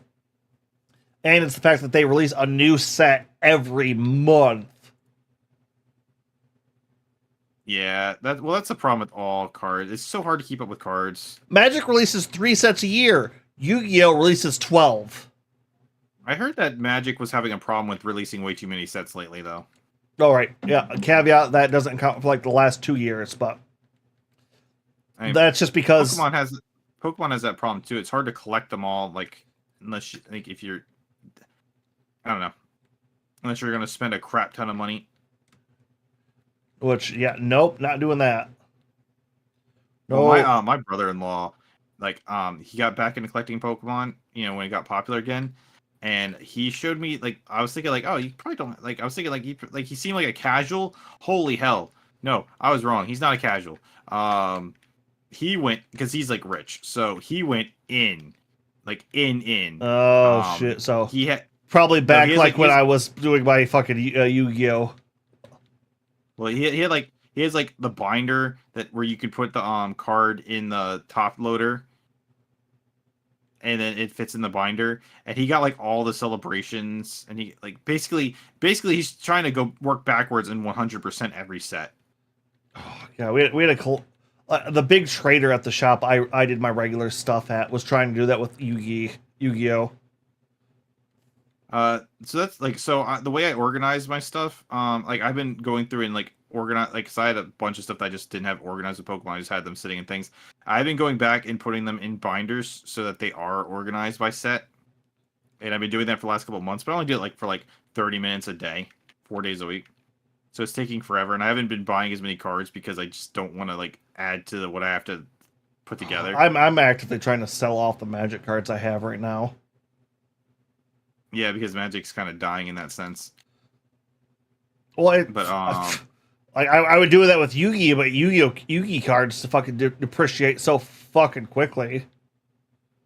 Yeah, with the exception of a few. Oh, don't. Like I told you before, I had the Ghost Rare Dark Magician, and it dropped in a glass of pop. Damn. I actually what's funny is I've pulled 2 actual Starlights, not like with the ones where they go here's like everyone gets a Starlight now type thing.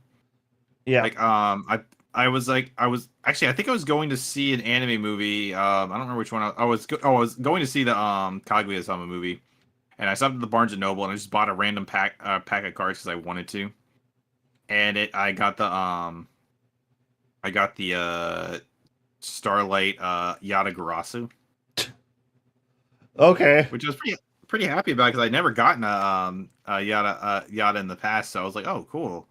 I'm surprised So that card hasn't come back off the ban list, honestly. It did. Oh, it is? Oh, okay. Yeah, it's off the ban list. It's been off. That's why they reprinted. They like for whatever reason they won't reprint cards that are on the ban list, which is why when they had the what is that called? The Royal Collection. The Royal Collection in the US is missing a card because they didn't want to reprint Max C because it's banned. So many people are still fucking mad it's illegal in Japan, but not the US. I tell them, go play Master Duel if you want to play with fucking Max C. There's a reason we don't have that in the US. Yeah, it is. So, like, someone told me, that's one thing I need to do with the Madolches is apparently Madolches can recycle Max C, and they can. And that should be how I should be using it. Oh shit, I didn't know they could do that. Yeah. Because Max C is definitely one of those. All right, do I go for game or do I wall up in as few moves as possible? Although I love seeing a synchro player take the Max C challenge. Yeah, that is pretty entertaining to watch. It's like, oh, he's just feeding me. Oh, no, wait, it's the challenge. He's going for it. He's going for the whole deck draw. Come on, man. Let's see what you got. What do you got? And the fact that he can get people to draw their deck, but they can't draw any like hand traps to get him out of it. It's like, how does that end up happening? Oh, yeah, it's a lot harder to do it now than it used to be, but most people don't bother to stop them until they get like really fucking low on cards too. Hmm. And by that time, it's like you almost like if I'm down to 10 cards and he's still going, and I have a way to stop him, I'll probably just let him go, honestly, just because it's like, oh, you've got me this close. Let's see if you can do it. Let's see if you can do it, man. Yeah, it's one of those things where I don't know. It's definitely one of the problems. Like when I played Yu-Gi-Oh in college, like people weren't like too hardcore about it. Like we'd have I think the largest duel we ever had was like a 20-man free-for-all duel, right? Ugh. But we had the yeah, it definitely was too long. We had this kind of like non-spoken agreement where you don't like overly try to eliminate people till you get closer to the end, so that way people can keep playing. So there was no like one-shots type stuff. And it was still fun, you know what I mean? Oh, see, like the largest game I think I ever did was I think it was also like around a 20-person game of Magic. And that board, nobody was there to be nice. Like one guy's like, I'm gonna combo with this, and he immediately ate 5 like lightning bolts to the face and died. Dang. Like the table itself said no, and just killed him. So there was this weird meta play of like you had to do stuff, but you had to not piss everybody else off.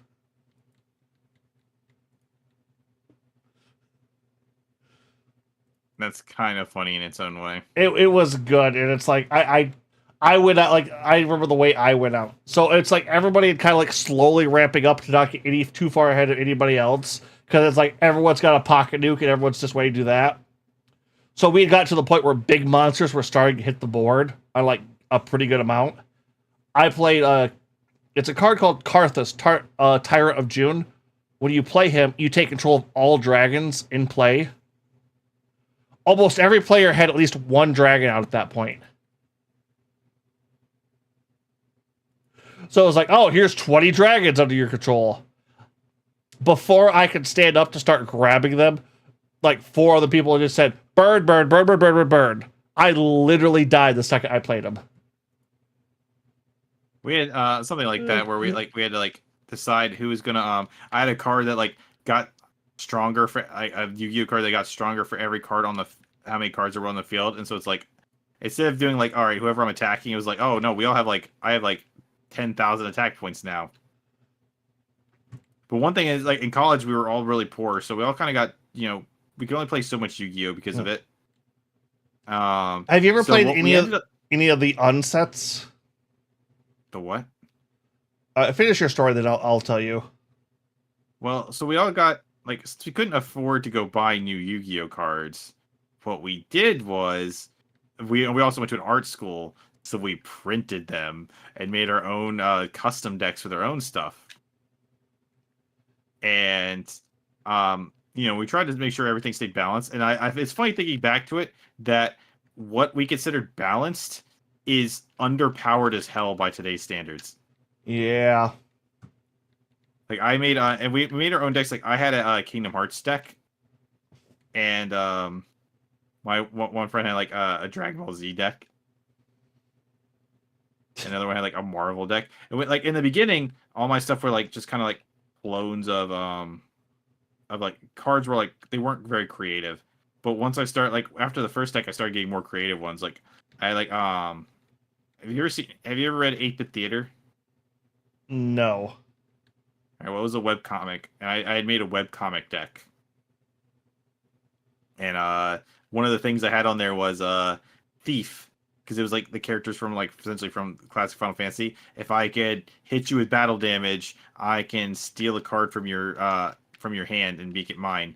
And I stole his Batman, and I summoned it. But it was also like a 500 attack monster. I had a Sword Art Online deck. My ex had a what is the thing? Blaze Blue deck. One friend had a Zoids deck. Cool. Yeah, we had my ex also had a League of Legends deck at one point, I think.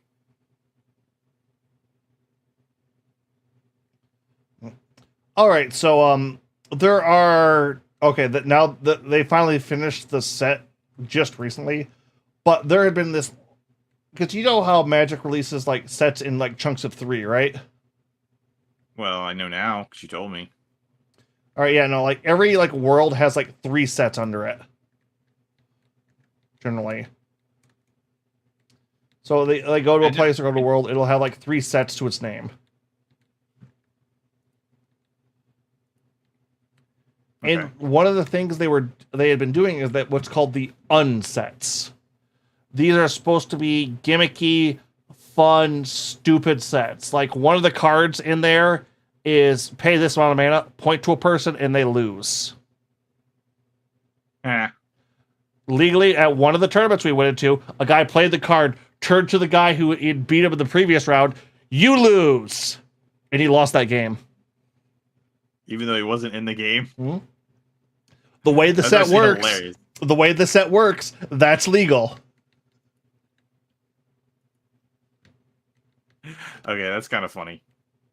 And the whole set is like, I think like one of the best like two cost summons is called the Cheese, and it's just it's okay. But I'm gonna find this one for you because I want to. Magic almost made me want to get Magic cards because I saw that they had the Doctor Who cards, and I was like, oh, I kind of want these. Oh no, it's it's The Cheese Stands Alone. Amazing. Oh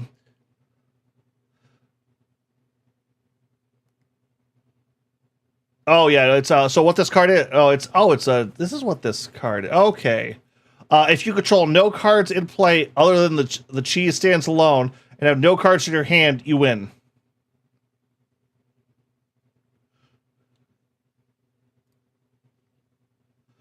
I mean, that's amusing. So what is the like? I get that it's for fun, but like, did you saying that they got rid of that or something? They just finished it, and here I will throw it up on the image for everyone.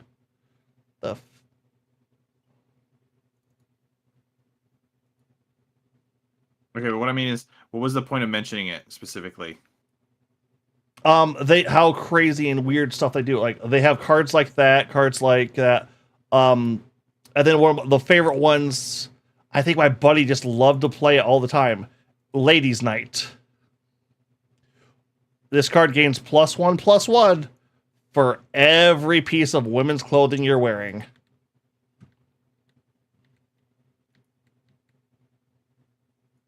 Okay. And you're just kind of like, oh, that's us.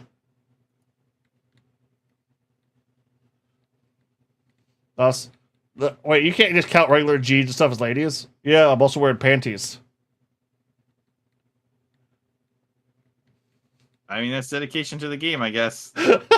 It's like, well, do you want, like, no one wanted to call him out on that check either. It's like, we were all pretty sure he wasn't actually, but at the same point, it's like,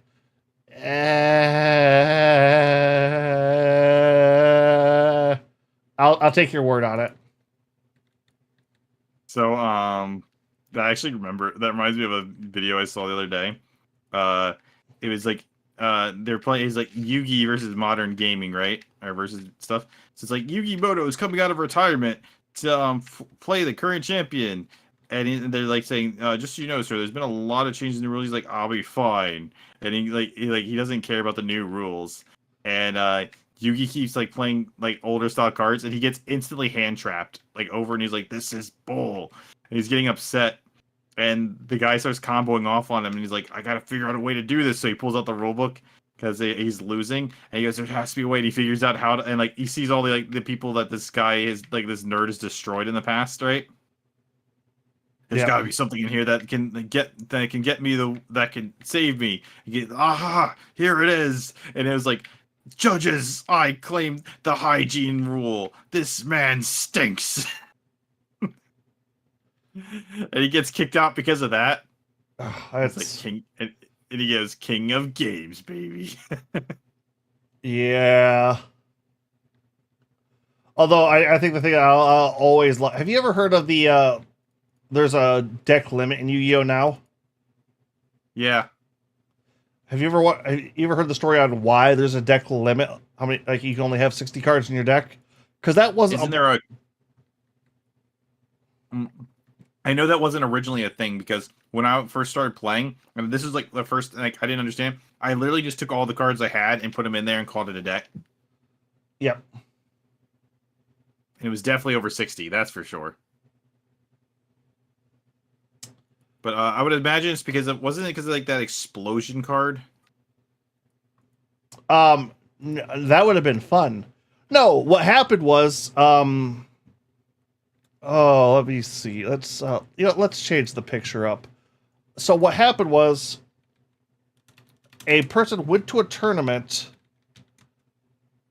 It took a 700 card deck. Okay. Oh yeah, here it is. Here, or it might even be better than that. No, copy, and let me show this to you. Yeah, here's this guy's deck. He had to have his buddy help carry it. Hold on, let me bring that up.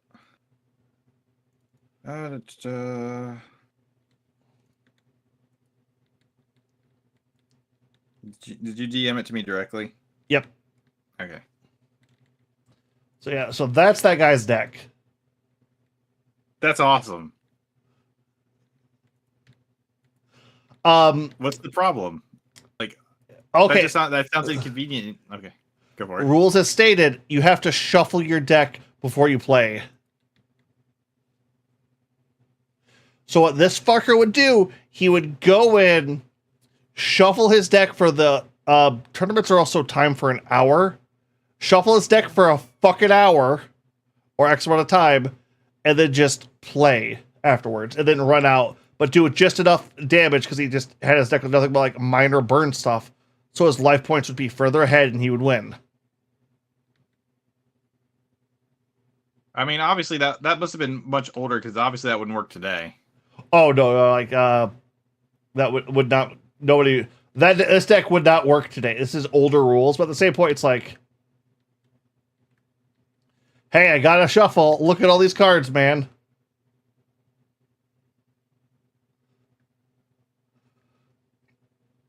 I mean, kudos to. I guess that's clever. Kind of douchey though. Welcome to competitive play. Everything's legal until they tell you no. When? Yeah. Yeah, I think it's one of the reasons I don't like really try for like I find competitive play so interesting and exciting, but it's like it really does kill the fun of most of the things. And like most competitive players are douchebags. Yeah, it's the what's the card games also have 4 types of players generally. They have the spikes, who are the ultra competitive win. The Johnny, who just wants to play crazy big monsters and have fun as they smack around on the board. The Timmy, who is there to sit there and play for his play with a single combo for his entire turn and either win or die in that combo. And the or the lore guys. The what guys? The rough.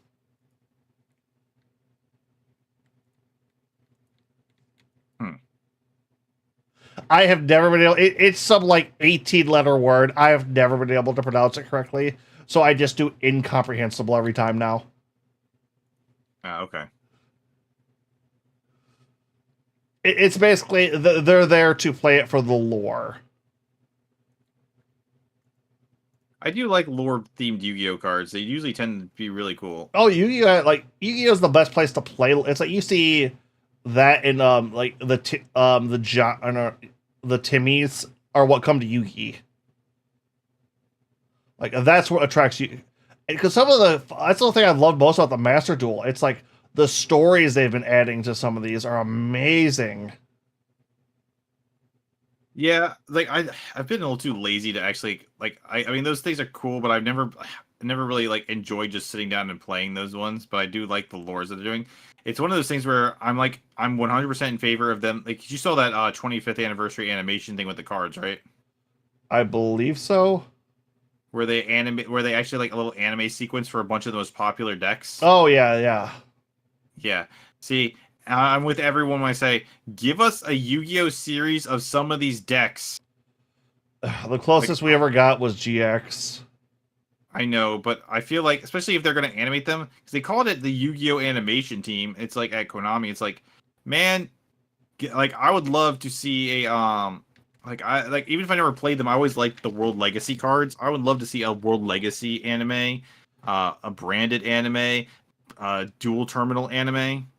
Yep. It's like give me when we see the Gem Knights animated. Oh, the Gym Knights, like they're fuck. The Gym Knights got some fucking deep ass goddamn lore. I know. I used to run Gem Knights. That was like the first time I tried making a competitive deck was Gem Knights. But I also didn't understand. Also didn't understand like the way this was before they had their top burn cards. The one girl. So I was trying to do it the way that the cards were actually intended to be played, where you're supposed to like, you're supposed to. The way they're designed is you're supposed to cycle out the battle phase. Like I'm supposed to summon 2 of them, attack with my one thing, then once I attack, I activate the trap to switch fusions. Essentially, you're supposed to OTK by switching, like doing like a summoning different, like switching your fusions out in the middle of the combat. So it's like I bring out something big, hit you with it, and then I basically fuse them mid swing or afterwards, and then hit you again. Yep. That's how they're supposed to be played. But they became a burn deck, which isn't nearly as fun. But I understand why, because a lot of their fusions kind of suck. But Gem Knight Fusion's such a good card. Oh yeah, it's. And then obviously, like it got then of course their best support got banned with Brilliant Fusion. Yeah, because too many people were running that as support in other decks because it was just a good body. It was like, yeah, yeah. It kind of like I kind of at this point I kind of feel like they should just ban like it would have been like they could have just banned the one that gave you an extra normal summon, because that's what people were using it for. Yep. And then Gem Knights might, well, they probably still would have found a way to break it, but I mean, Brilliant Fusion was such a good support for Gem Knights. What they need to do is just make some, like, I know they released some more Gem Knight support really recently, but it was like kind of its own thing. It's like, just give the original Gem Knights more fusion monsters, like you did with, like, they basically should have treated it similar to how they treat heroes. They should just been like, here's a new fusion monster for you guys. Yep. Release a few new Gem Knights to go with it. Don't make it like don't do this is noble Gem Knight and this is something like that. No, just more Gem Knights that work with other Gem Knights. Then don't make Gem Knight sub arcs.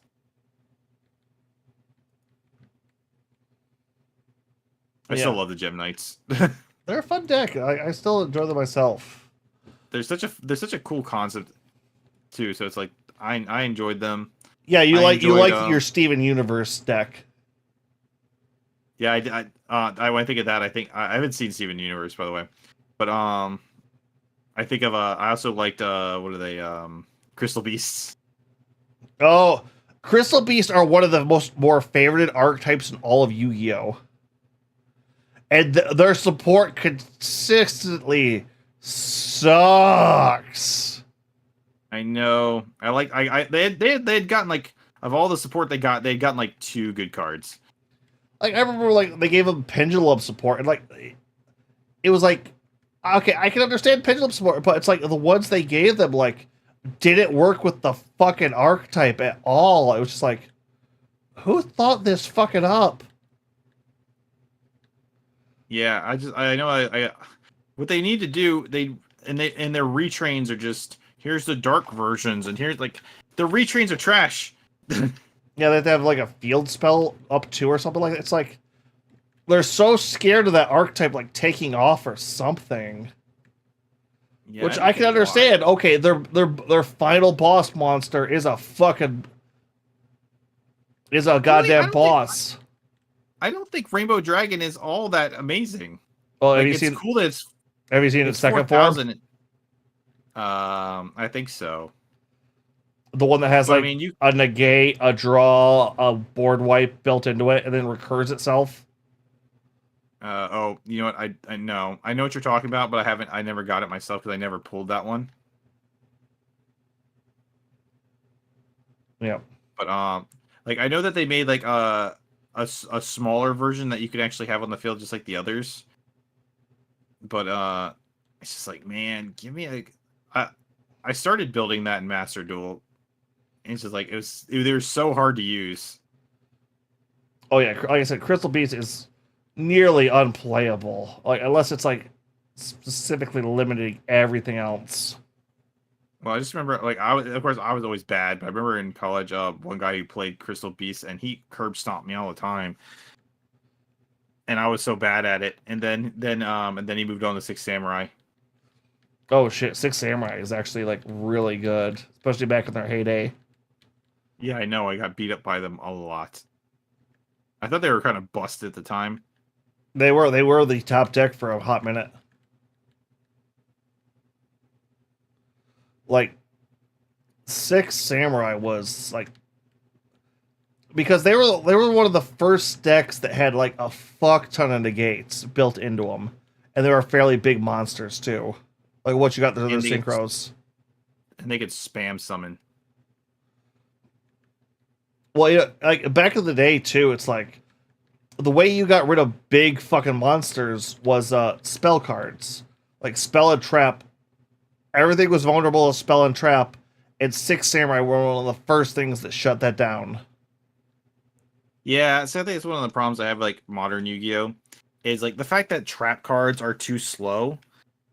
I feel like that, like, they're one of the 3 types. I feel like one of the things that made older Yu-Gi-Oh! Strong was the idea that you could I understand that, Mirror Force and stuff was powerful, but that concept that, like, Are you gonna risk your big monster? What if this is a mirror force? What if this is like you could play head games with people by just setting a card down, and even if it was a bluff, you could bluff a back card and it could be Yep. something that's dangerous. Like now that traps are too slow and battle traps aren't a thing, bluffing back cards don't really matter anymore. Especially with all the recursion.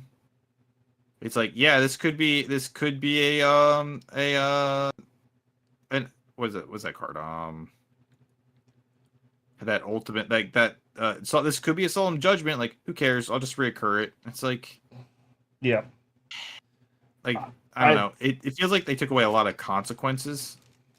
I think they did that because of there's this older competitive format, and it happened right around the time I was starting to play more competitively, called Hat. I've heard of that.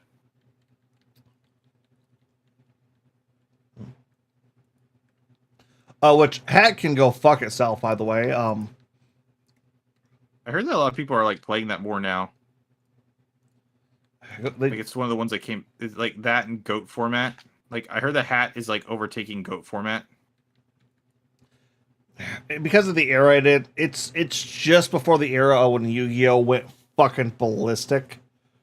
So what Hat stands for is Hands, Artifact, Trap Tricks. I never got to play. I've gone in and out of Yu-Gi-Oh consistently. Yep. So I was not there for Trap Tricks. They're still bouncing around. Like they still get support every so often. They're getting new support very soon, actually. Yeah, because they can't, Konami can't rely on Sky Striker any longer. They have to switch it up. Okay, so what it was is Hands is mostly called Ice Hand and Fire Hand, are the two most well known. Oh yeah, you might know those monsters. Yeah, so they also have a Thunder Hand. You didn't play that. You only played Ice and Fire, because Fire would summon Ice, Ice would summon Fire. Yeah, and you pop Fire and it blows a monster. You pop Ice, it blows a spell card. So you would run those in your deck, and then you'd run artifacts, which I don't know if you know what they are. I do. Yep, level 5, monsters that can be set as traps. Yeah, I know what the artifact cards are. Yeah, I'm saying for this, anyone watching. Oh, so because it's like mostly people just use Scythe and the big sword one. Scythe, big sword, and when artifacts were a thing, there was another sword you would run to. And axe. Isn't it like now isn't there also like that problem where like one of the artifacts became extra broken when their Link monster showed up? Yeah, they're like artifacts had like that going, and then you would play trap tricks. So I remember it was just my locals, but I remember walking into a game of 2 Hat players playing against each other. They both had 5 back row each and 5 cards and 5 monsters set. Neither one wanted to do anything because the minute they did, the other person would counter it.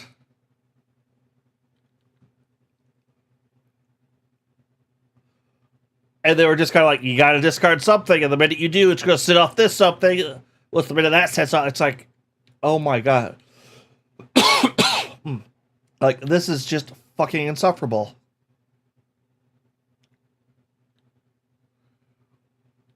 Yeah, I understand. And after that, they stopped giving so much back row support. I don't know if Hat was the direct cause of it, but it's like right after that, we stopped getting back row supportive archetypes. Kind of a shame. I think back row support archetypes make the game better. They do. We got one. We got like one more. I forget what the fuck it's called. Well, basically, it lets you what? Altergeist? No, it's Well, okay, Vandred technically also counts, and like there are a few every now and then, but they don't do too much. Like Vandred and Phantom Knights. You're right. Yeah. No, I said I didn't say Phantom Knights. But Phantom Knights is also technically a back row support archetype. I think that was one of the one. I think that was a deck I originally wanted to build at one point.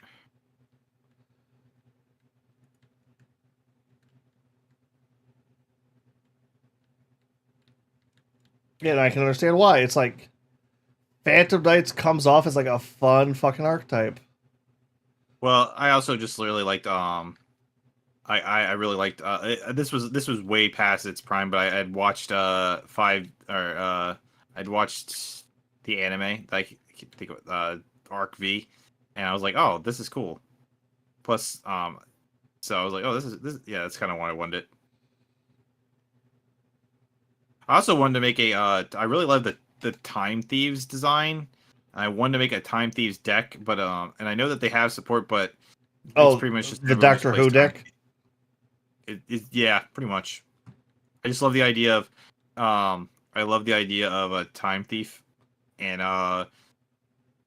it's basically an evil Doctor Who. Well, I think in the I like. archetype he's supposed to be a good guy, lore wise. I think he's Oh, supposed I know. to. I could tell. They're definitely good guys. I know, Yep. but they have an evil look to them. It's funny.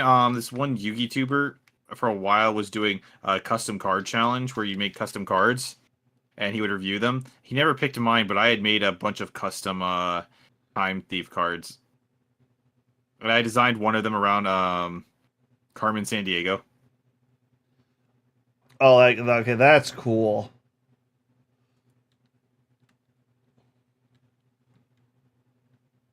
Because I wanted there to be like, although I designed them in kind of a more of a they're evil thieves kind of like not evil, but like well, I think I made like the top one Time Thief Mastermind. I did stuff like that with them. I have Oh, to find them. so the spy challenge kind of or spiral kind of archetype, Yeah, kind of, but they didn't play like that. I made them play like which I actual. still can't believe fucking Konami got away with that. Why? Because at the time that came out was the same time Dick Grayson was doing his Spiral comics. Hmm. Dick Grayson Super Spy, a part of Spiral. I mean, I didn't know, never heard of it, but I mean, I know who Dick Grayson is. So Yeah, no, Spiral is like a major like spy organization in DC.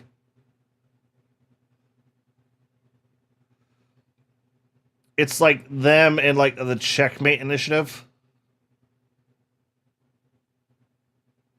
nope. They're both shady quasi government organizations that nine times So out of government 10 organizations. turn out to be evil. But yeah, Yeah, so government organizations. yeah, yeah. Amanda Waller is like one of the best good groups in that. That's really depressing. Yeah. Well, the thing That's is, that. it's like while she's like bloody, ruthless, and a little bit crazy, she's also not doing this to like, I'm not gonna. She's not evil. She's just an asshole. Yeah, it's like she's not here to make the world a better place. She's not here to, you know, reestablish the order or fix something that's broken. She's there to maintain the status quo and make sure anything that gets too kooky gets a bunch of guys with bombs in their heads out to kill it.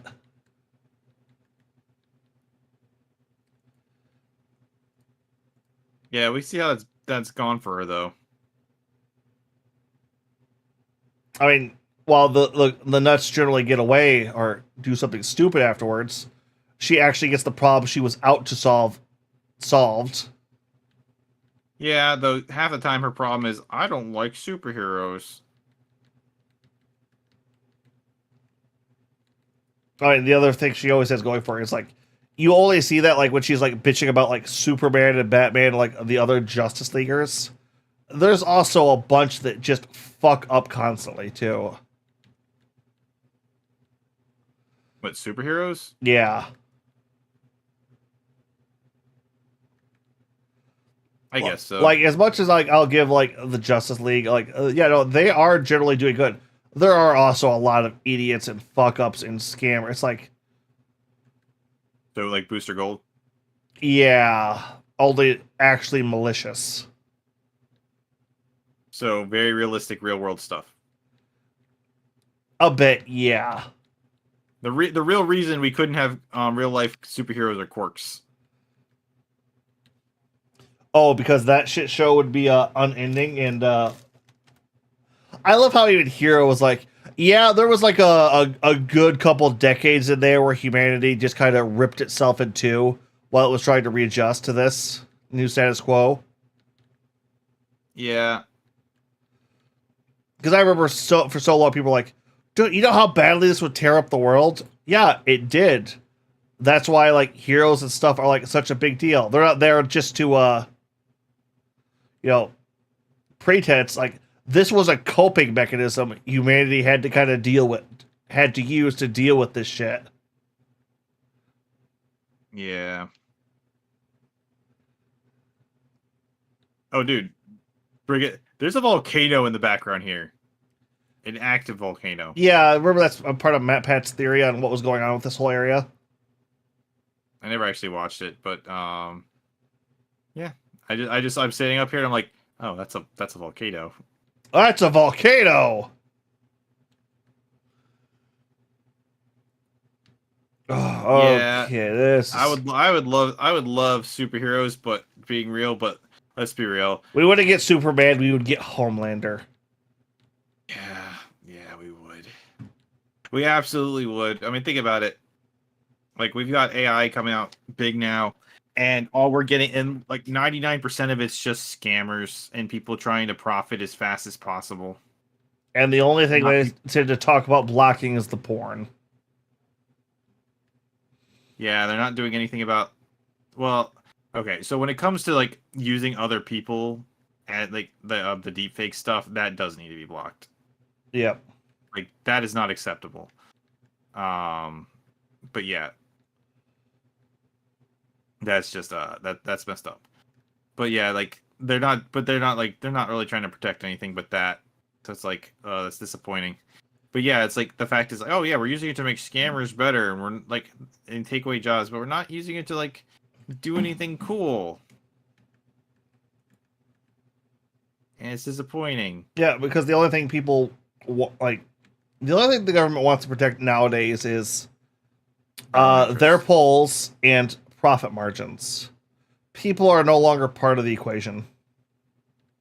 Yeah, they're gonna find out the hard way that when people aren't there, they don't have they. It's one of those concepts where it's like all these rich people are like we're gonna replace people with AI. It's like okay, well if you replace everyone, no one's gonna have any money to pay you.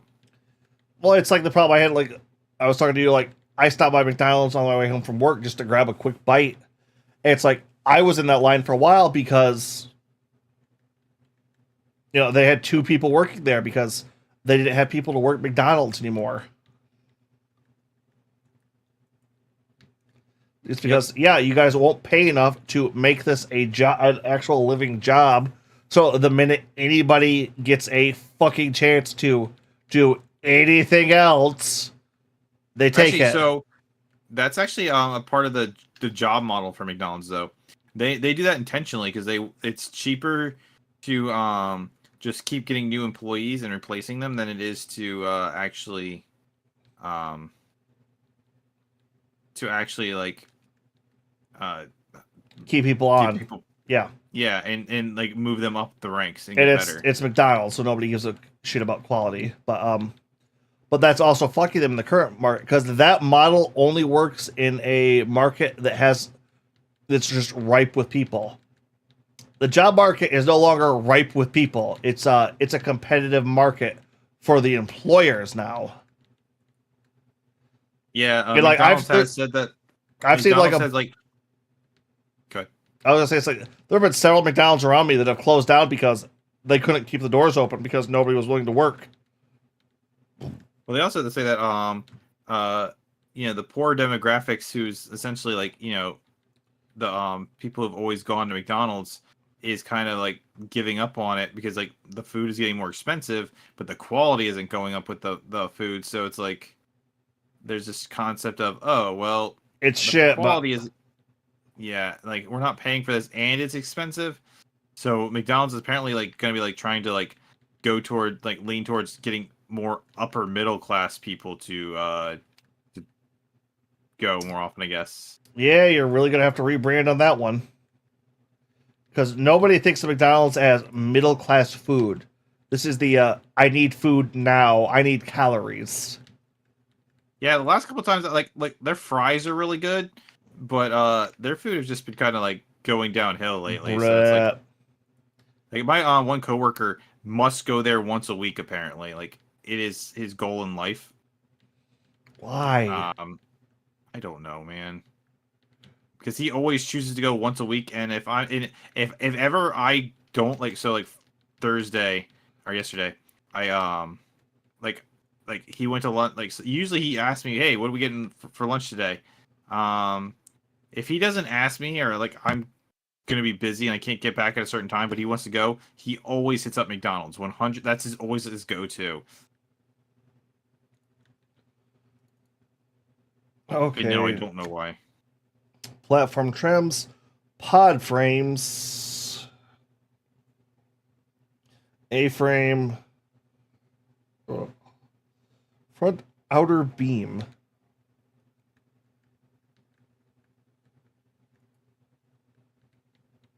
I'm definitely hitting one of them here.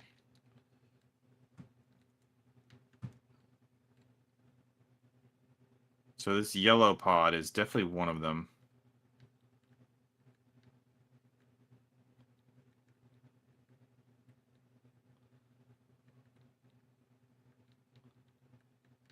Odd frame.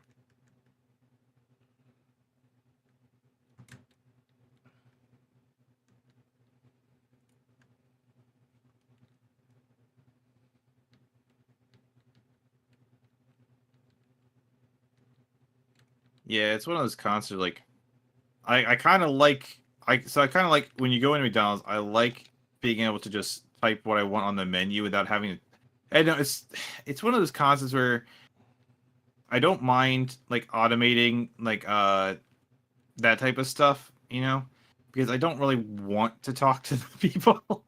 So my order is going to be weird. Neither the guy ordering, I know the guy ordering doesn't give a shit, but at the same point, it's like I always feel weird asking about it. Well, in my case, it's like so like Chick-fil-A has an amazing, amazing, amazing app that lets you really customize what you want. So I can like pretty much not have to do that and it works. Like and they get the order right every time, so I like it. Um but it's like I also don't feel bad about automating that because like nobody actually wants that job. You know what I mean? Yeah. Who the hell wants to work there? So I'm always kind of in the eh. But like when they start using like AI and stuff to replace jobs people want, and not because of the money, but because it makes them happy, that's a problem. Yep. No, there's where the fucking is. Okay. I understand that completely. It's like when can we replace the CEOs and the politicians with AI? Yep. Like I said, they're at some point they're going to hit a breaking point. It's probably going to be when unions kick back in because holy fuck, those are coming back with a vengeance right now. Well, because they have no other choice but to come back with a vengeance. Yep. But they're getting like destroyed as quickly as they can. So it's like I don't know. I mean, Well, yeah, because every corporation's like, when a union's formed, rip it to shred. Like how I've been surprised like how much the video game industry is like the unions are finally starting to fucking take off there. Well, it's funny because like well that's the thing though, like so the acting union, right? They didn't include voice actors for video games in that. Oh yeah, because they're So, doing everything they can to. well, it's one of those things where it's like I heard about all that. I was like, oh, cool. They made a union to protect people in the movie industry. I'm like, I'm here for that. They didn't do a good job with it. Like they did some things, but like they didn't put in there. You can't use AI to make up new people. Like you can't like so they can't still replace your likeness, But they didn't. I don't think they put anything in there like, oh, you can't just make someone up. You know, I can't just combine two people's voices and just replace it with that. You know what I mean? Funny enough, Square Enix was trying to do that back in the early 2000s. Which part? Like, why? They were trying to sell. Did you ever see Final Fantasy: The Spirit Within? Yes. That was supposed to be the debut for their digital actress.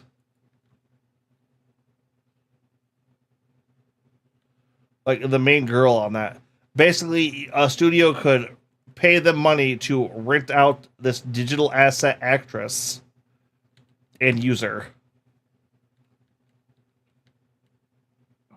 See, I'm torn on these kind of things. Like, on the one hand, like, so I don't really, not like a Hasumi Miku person, but you know, I thought the concept of Hasumi Miku, you know, like a digital actor character, it's unique and interesting as like a one-off thing because it's not really like replacing anyone. There's room for her to be there and for all the other people. You know what I mean? Yeah. But we're trying to make it so that like, oh, everything is just everything. Like, if it's just her, then that's a problem. You know what I mean? Yep.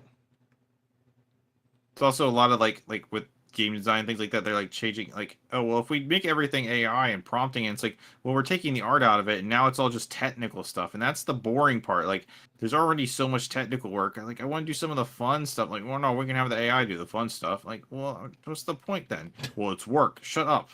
It's not supposed to just be Yeah, work. no, like I am the programmer Dulce. It's like nobody wants my side of this. I don't really like my side of this overall either, especially when I get into like the deep coding. But at the same point, but it's see, like but there's a that's the, but no, but see, here's the other thing though. The coders get paid more than the artists, and all the artists look at it and go, no, no, you deserve more money than we do because we're having fun. And you're doing hard work. So no, you get that's why they're supposed to get paid more. That's the difference. yep. Can you flip the steering wheel? Flip the Ferris wheel on again.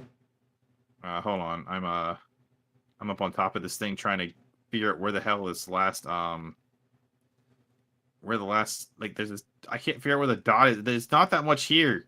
When they rotate, the like some stuff becomes more visible. I get that, but it's like there's only so much that this beam, this pod frame can have. Like, moving the thing won't make it reveal anything. Or will it? No. You wanted this turned on? Yep. Because I'm kind of getting them as they pass by me on the top here, but Star support poles. What is the star support pole? Oh. I'm not too sure on that end. Oh, I figured it out.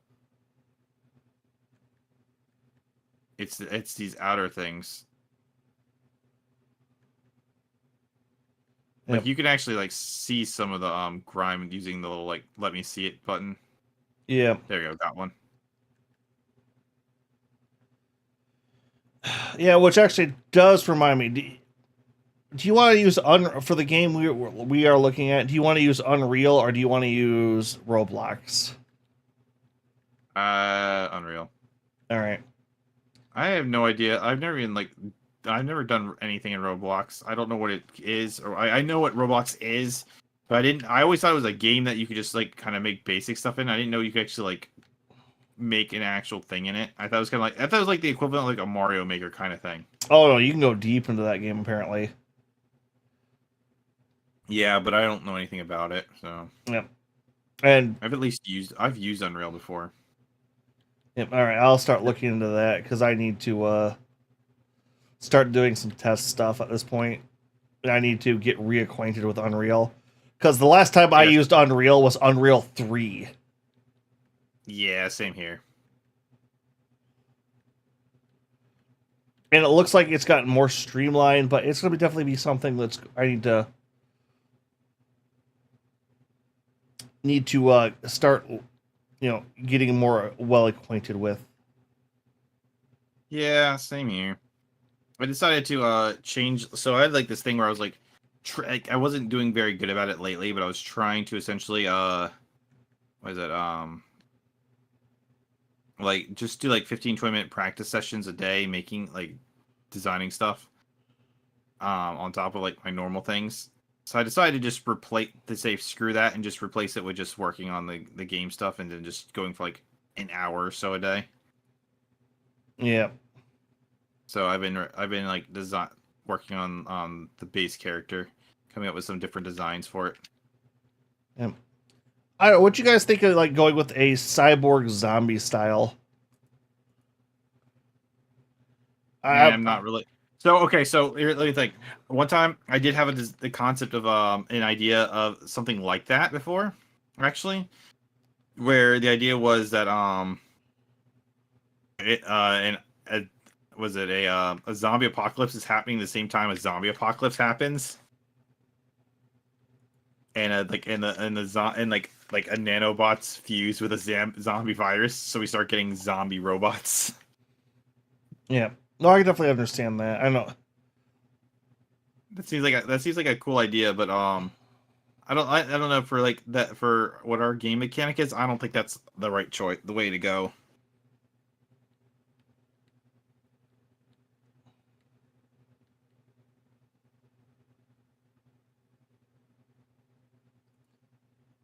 All right, what did you have in mind? I mean, I could make so I've been just like blocking out character models. I can throw that in there and try and see if we see what it looks like. If it ends up looking good, we might just go. Because I love the I love me like a neon 80s like cyberpunk style. Oh, I was kind of working on that as one of the options. I'm making so I got like a base concept for what I want, and I'm like making him in all the different art styles that will fit with what we want to do, and see which one we like the most, and just go with that as the theme. Okay, what the fuck is the front spoke? So it's the thing see the red cart that I'm pointing at. It's the thing holding it. Is it that particular red cart? See the one I'm pointing at? Yes, it's that particular red cart. All right, the one that's at the top. Yep, it's like that metal part that's kind of holding it, all the beams together. It's that, and I'm blasting it. I was blasting it, and I could not land the spot.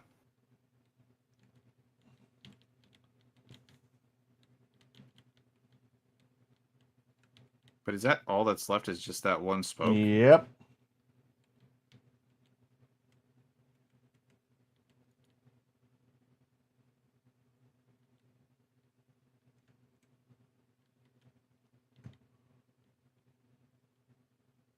Oh, yep, there it is.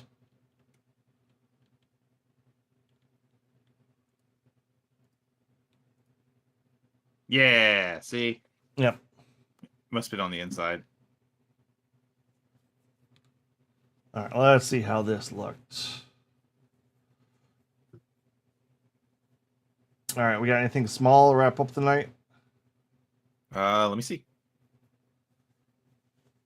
That is not small. They're only giving us one more. What is it? It's a subway platform. Subway platform. All right, start it up. Let's take a look at it because that is not small.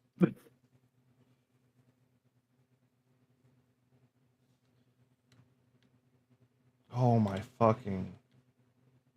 Yeah, I have time to do this one last one, and then I have to call it after that. I would say that because this looks like this is going to take us an hour. Remember, like the last underground one we did. This is going to be. I think we might want to save this for. What percentage are we at right now? Like, I can't tell. Until we're back at the. Let's see here.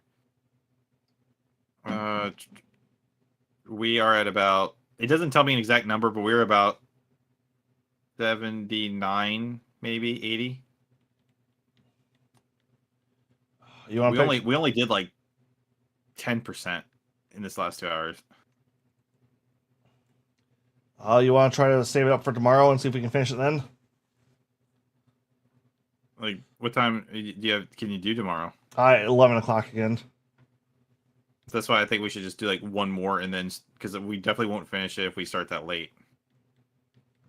All right, let's we can definitely go on this one. This is gonna take a minute though. Yeah, but it doesn't look as complicated as the Ferris wheel did. Yeah, that was kind of the problem I had with that one. I was starting to get a headache just from like all little ins and outs and stuff.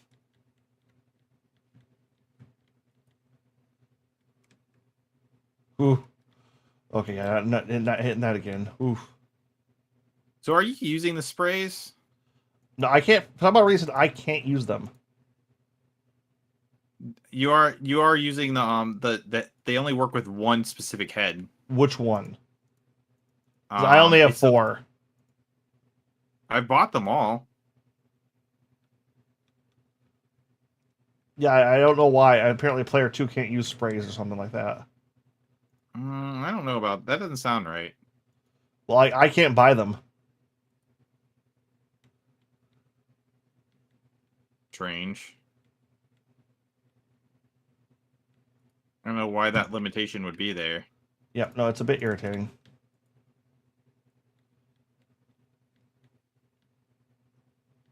I mean, the sprays run out super fast, like insanely fast. So I just use them for certain things that are like particularly difficult.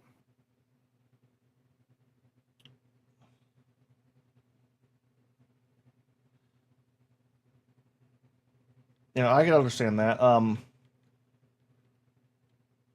Because apparently there's a limit to how many you can actually buy.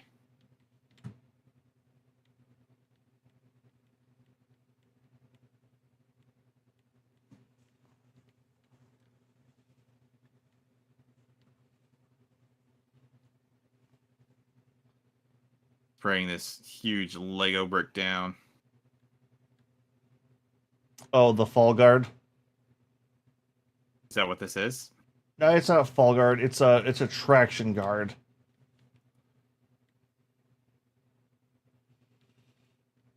I remember back when I was doing masonry, we used to have to buy those and put them in like when we did curbs and stuff like that.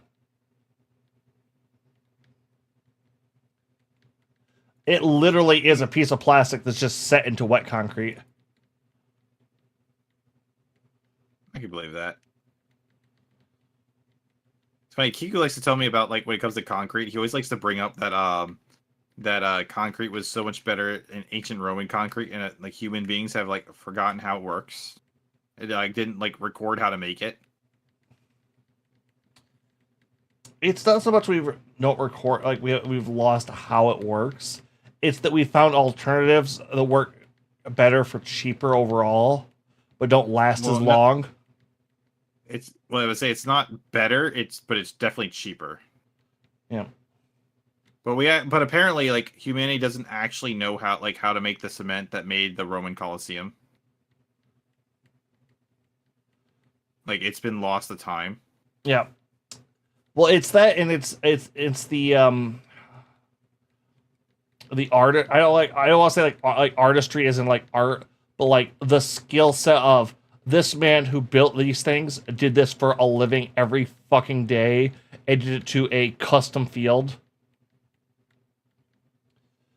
Where now Yeah. it's all about quantity. Yeah, that's also why everything is cheap and everyone is much more unhappy. Hey, that. But you know, if they spread the wealth around to the lower class, then it would just ruin the economy, right? No.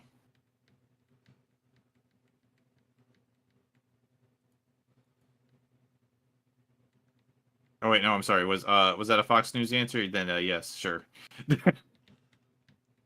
know, So my one YouTuber friend was so he attracts just the most toxic viewers. Even though he's not trying to, he's not doing anything like toxic or anything like that, you know. And so he'll post to me, he'll send me some of the stuff that he's like when people like some of the stuff, and he'll fight back. He doesn't just sit there and take it from them. And today, I don't usually get on there, but I decided to go like take a shot at this guy too because he's being a douche, and I'm like, no, screw this guy. So I said, dude, you need to learn how like what this like he's being like subtlety, and then he starts throwing back. He's like, you dumb YouTubers, you ruin the word. You don't understand subtlety at all. Blah blah blah blah blah. And he compared me what I was saying to like he was like that's like how Fox News says they're the most fair network. And it's like you don't know the difference between the word nuance and what Fox News is doing. You had the audacity to say that to me. Yeah. I went in on him, and then we got our other friend, and we all just kind of like went in on this douchebag.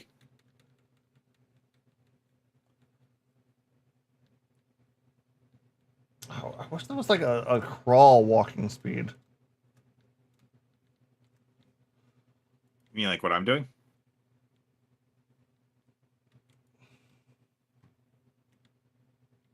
Yeah, kind of. You're on a controller, aren't you? I am. Yeah, you got joysticks. I got mouse and keyboard. Aha, take that, Master Race. You're still on PC. So, I think I was having that chat with Mooney yesterday, or the other day, on stream. She was saying, like, she was talking about how she doesn't like, she doesn't like exclusives because she doesn't have a PS5. I was like, yeah, but Nintendo's the same way. Because she was upset that she can't play the new Spider-Man. Because she can't really afford it, which I get. But it's like, yeah, but it's like if they don't, like, I told her like this. So I have the new Xbox, right?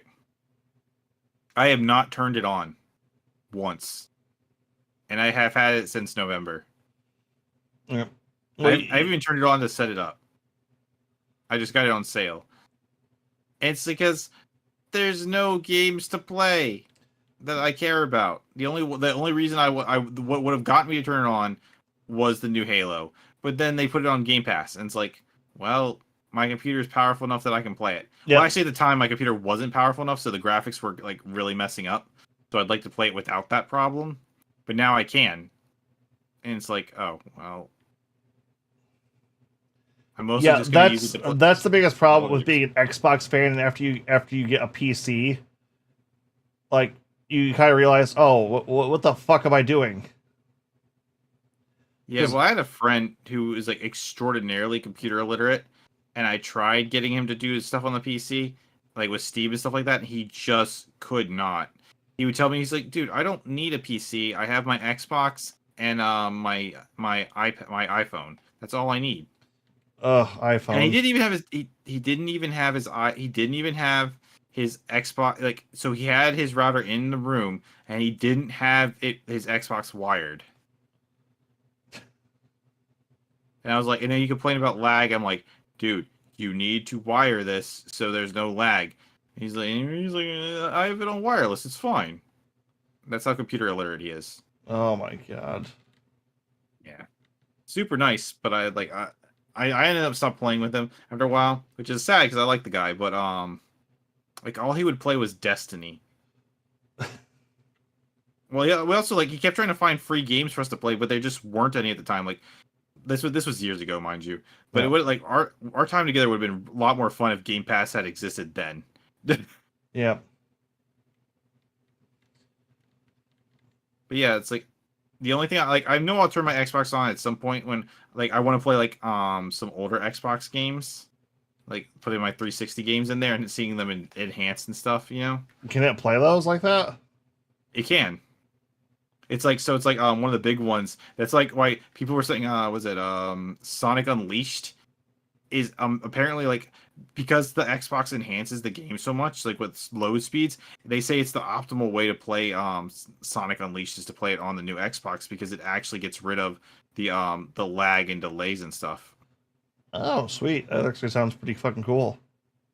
Yeah, there's a while there where it was trending because they're like, oh man, it just gave Sonic a new life. And it might have been patched a bit by that point too, so. Well, I mean, yeah, but I mean, I had played it on my 360 and it had been patched already, but it was because of the limitations of the hardware. Now you can, and since the new Xbox like kind of like works with that, problem solved. Yeah, that's kind of the thing a lot of the Sonic games could really do with. is they needed more time to fucking cook. Well, regardless, I was Like definitely Project 06 is getting more and more fucking amazing. what I think is when I think companies, if companies are gonna so people are making Project 06, it's like Sega, just hand them money and say, let us publish this. I mean, Sega's actually been doing that lately, so Yeah, that's good business practice. I mean, think it like so. It's like so. Here's a great example. Nintendo. We know that Nintendo kills ROMs, right? yeah. But they're also guilty of like taking emulators and putting them on their own systems. Man, just go find the people making these emulators, pay them to make you emulators. Yeah. Well, I mean, with Sega, that's how we got Sonic Mania, Sonic X Street Fighter, and I want to say the virtual novel of Sonic Kills. Sonic X Street Fighter? Yeah. I never heard of that one. No, I'm thinking of Mega Man X Street Fighter. Never mind. Oh yeah, okay, yeah, I knew that. Yeah, they did. It was a Sonic, the Death of Sonic. I played that. That was actually fun. Yeah, Really no, good. it's like Sega is like just embracing the Sonic fandom, which is been weird for them because they've had to try to age gate Sonic to children only on YouTube. I mean, understandable. Like we all know why, and we're all like, yeah, Yeah, look, because there's a reason. The joke of, oh, all these kids are now Sonic. searching Sonic X Shadow. Yeah, I know. It's one of those concepts where it's like, I like the idea of things like Pokemon stuff growing up with their viewers, but there is a limit to that, and Sonic really should be one of those ones where it's like I like, an older mature thing for it, but like there's a limit. It's like kids should still be able to enjoy Sonic without having to like worry about that. Like you should be able to like let your kid play Sonic without there being a problem. Yep. Overall, it's not the problem that the fan base has is how familiar are you with Ken Penders? Isn't he the one who like did the comics and then like and isn't he like the reason they had to get rid of like the old Archie comics? Yeah, he is the big reason behind that. He was one of the head writers behind the Sonic comic at the time, and he was doing some pretty interesting stuff. It's a pretty great and storylines and stuff. Like if you ever see like some of the darker Sonic moments or like the Metal Sally and stuff like that, those were a lot of his stories. The problem, I feel like comic books are technically a different kind of audience than like I feel like comic books are better for older audience. Like I know that they were originally designed for younger audiences, but I feel like in today's world, comics make more sense for like teenagers and adults to get to see stuff like how they can have like more mature Power Ranger stuff. yeah, no, don't get me wrong on that one. The problem is when Archie comics were like at their peak, they were also the best Sonic like if you wanted to get good Sonic content, you went to the Archie comics. And a lot of the fan base that stuck around migrated over to there. So you got a lot of them that got to do all these crazy OCs and all this stuff while having these mature older stories. And that's where the fan base kind of coalesced at for a long time. And the problem that Sega's having now is they're trying to unfucking trench that fandom group, and they're really dug in. I mean, what? I guess it's one of those. I'm sitting there thinking to myself, like, why does it matter what the fandom is doing? Just let them have their fun. And it's like, oh, but I guess if people are trying to Google Sonic, then it makes it hard for kids. Yeah, it's like that's the kind of the problem. It's like Sega isn't fighting it like tooth and nail, but they're kind of wagging their finger and just kind of going like, hey, the main YouTube and stuff like that. Let's keep Sonic PG. guys. I mean, Pokemon kind of has a similar issue with like whenever they make a new girl. Palworld seems to be embracing that. I just remember when I think it was like Scarlet and Violet was announced and they showed the new character and then like the new character was already being like stuff like that was being made for them like that by that afternoon, and I just saw people on Twitter saying, "Damn, these people work fast." If like speed would be one thing, but I feel like the AI bots have a hard time keeping up with how fast some of the artists hit Pokemon with. So there's a general concept is the AI will never keep up with it because the AI can't make like those characters in that art style until it has art to steal from. Yeah. No, but you know what I mean. It's like a new character gets released, and then there's already a folder on Rule 33 or Rule 34 of them. It's like they're already a tag. Yeah, I don't know how they get that stuff gets made so fast. It's like by the time the trailer comes out and you Google search it, your front page is already front loaded with it. Yeah, so people on Twitter were complaining about. They're like, "How have you people done this already?"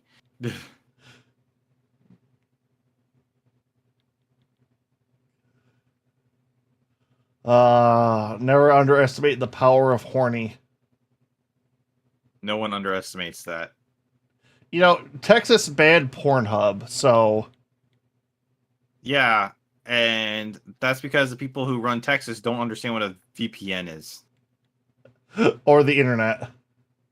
Yeah. You know, I love that. What was it? The ongoing joke of if they ever manage to to clean out all the porn on the internet, there's only going to be one website, and it's going to be bring back the porn. Yeah, I can believe that. It's just one of those concepts where it's like, can we stop letting like Texas do stuff? It's funny because the biggest reason that state's getting like crazier and crazier is because they're starting to get a more I don't want to just say leftist or liberal groups in there, but like a lot of base Texans are starting to get a lot better about it, and so all the people who are the hard right are just doubling and tripling and like, no, we have to hold the line. Hold the line at all the costs. Yeah, well, they don't seem to understand that like all the big businesses are going there. Hey, emotional damage. Hey, Ice, welcome back. Yeah, welcome back.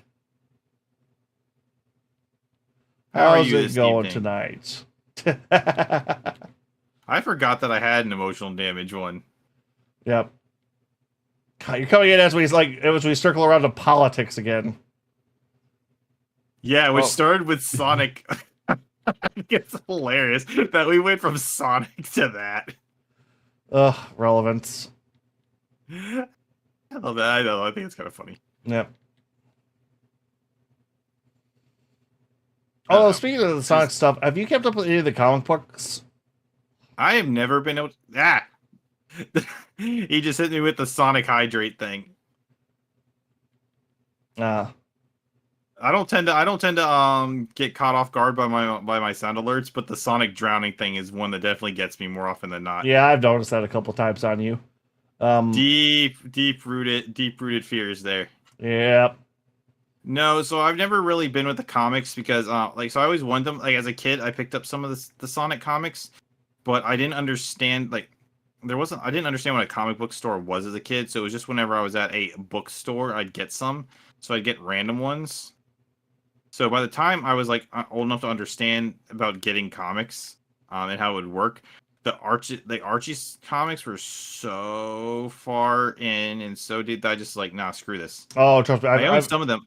I've tried to go back into the fucking Archie comics once or twice. It's like it's so fucking impenetrable. Yeah, I actually had one that apparently was really valuable, like the one where like Super Sonic like are like where Supersonic fights Super Knuckles, I guess. All right. Well, I was gonna say Do it's I like always? Oh, go ahead, Fisher saying.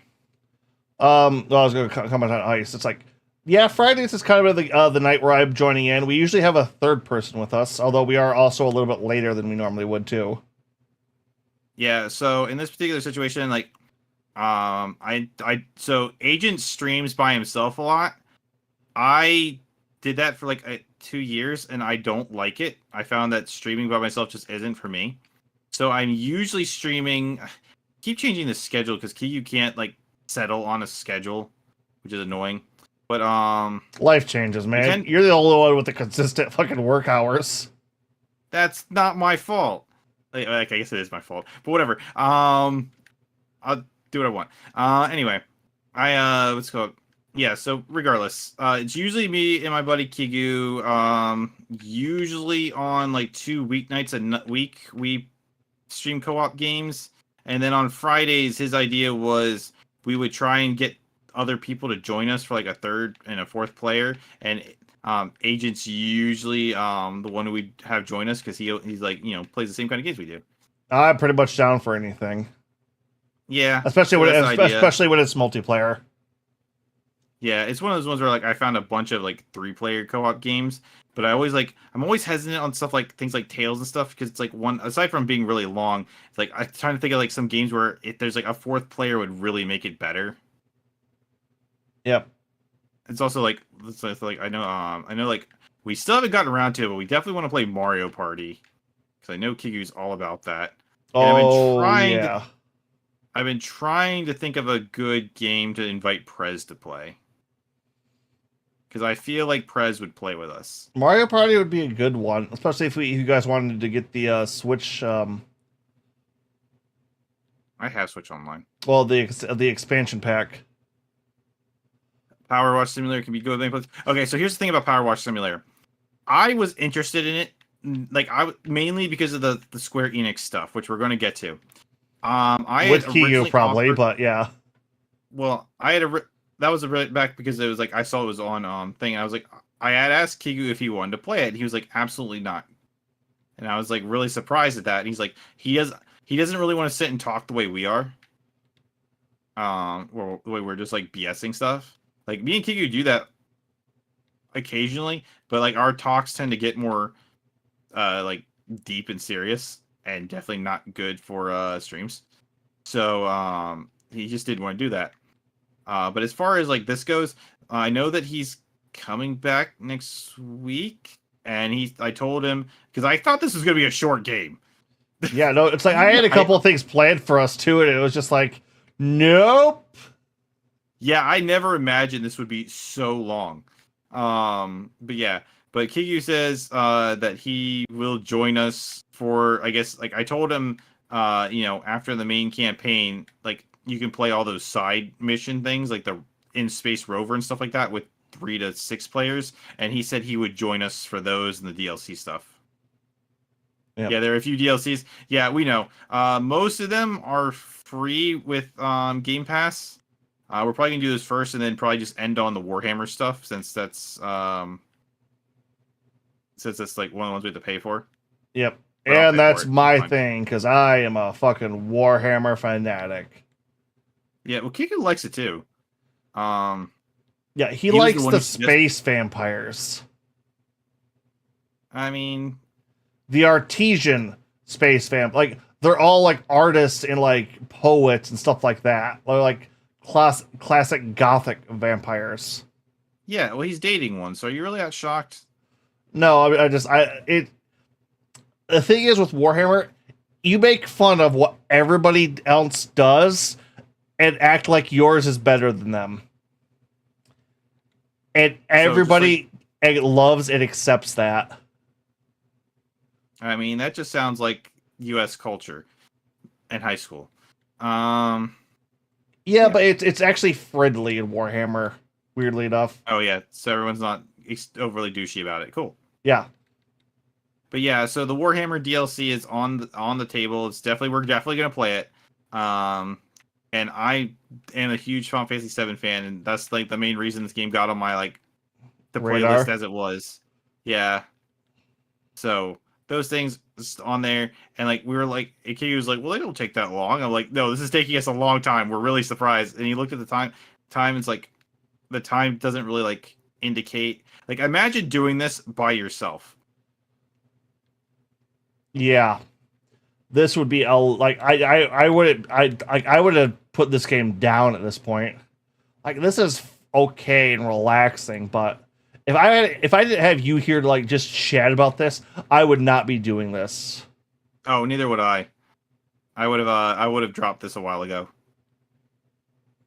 But yeah, but that's the thing. Like, I'm also kind of surprised that the main campaign, especially with as long as these things are getting, isn't that 1 to 6 players. Like, you can go back and play all these things, replay them as a side mission, and they all become 1 to 6 players.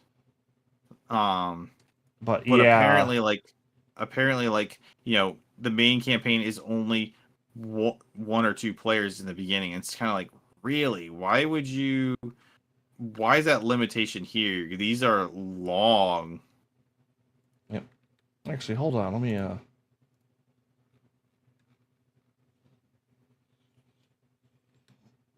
nope. All right.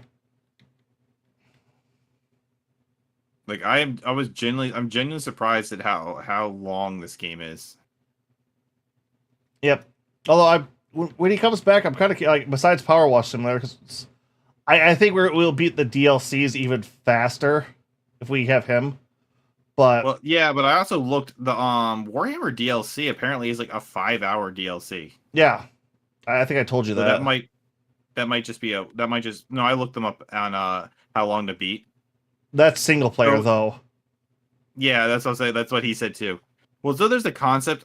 So whenever I suggest a game, usually I will look at how long to beat prior, just to get an idea of like what we should schedule for.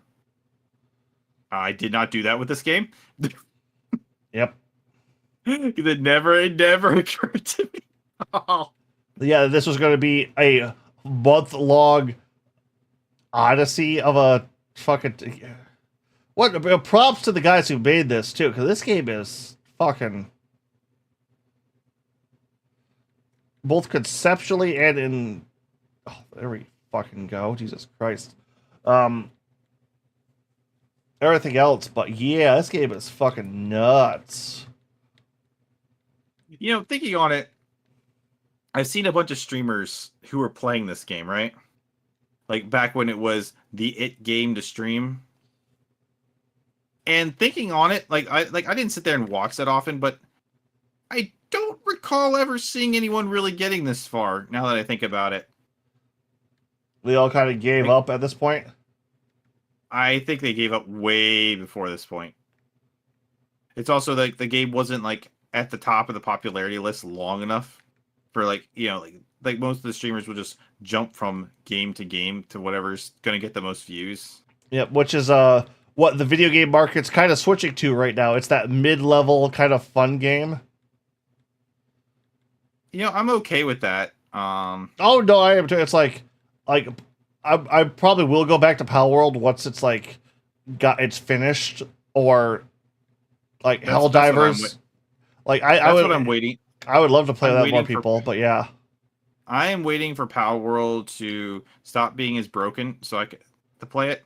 It's not But like I've played like the problem is I've played so many games that were so much worse than Pal World at launch. It's like I don't like people calling it broken because it's like no, this game is like fairly well like it's like it really is in alpha. It really is in beta.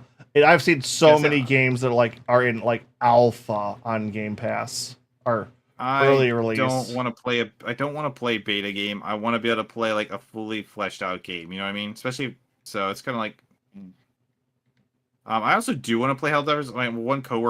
My former coworker was telling me that he wanted me to play it, and then because we streamed one game with him one time, and Kigu was on there as well, and I know Kigu loves Helldivers, and he actually played it with him.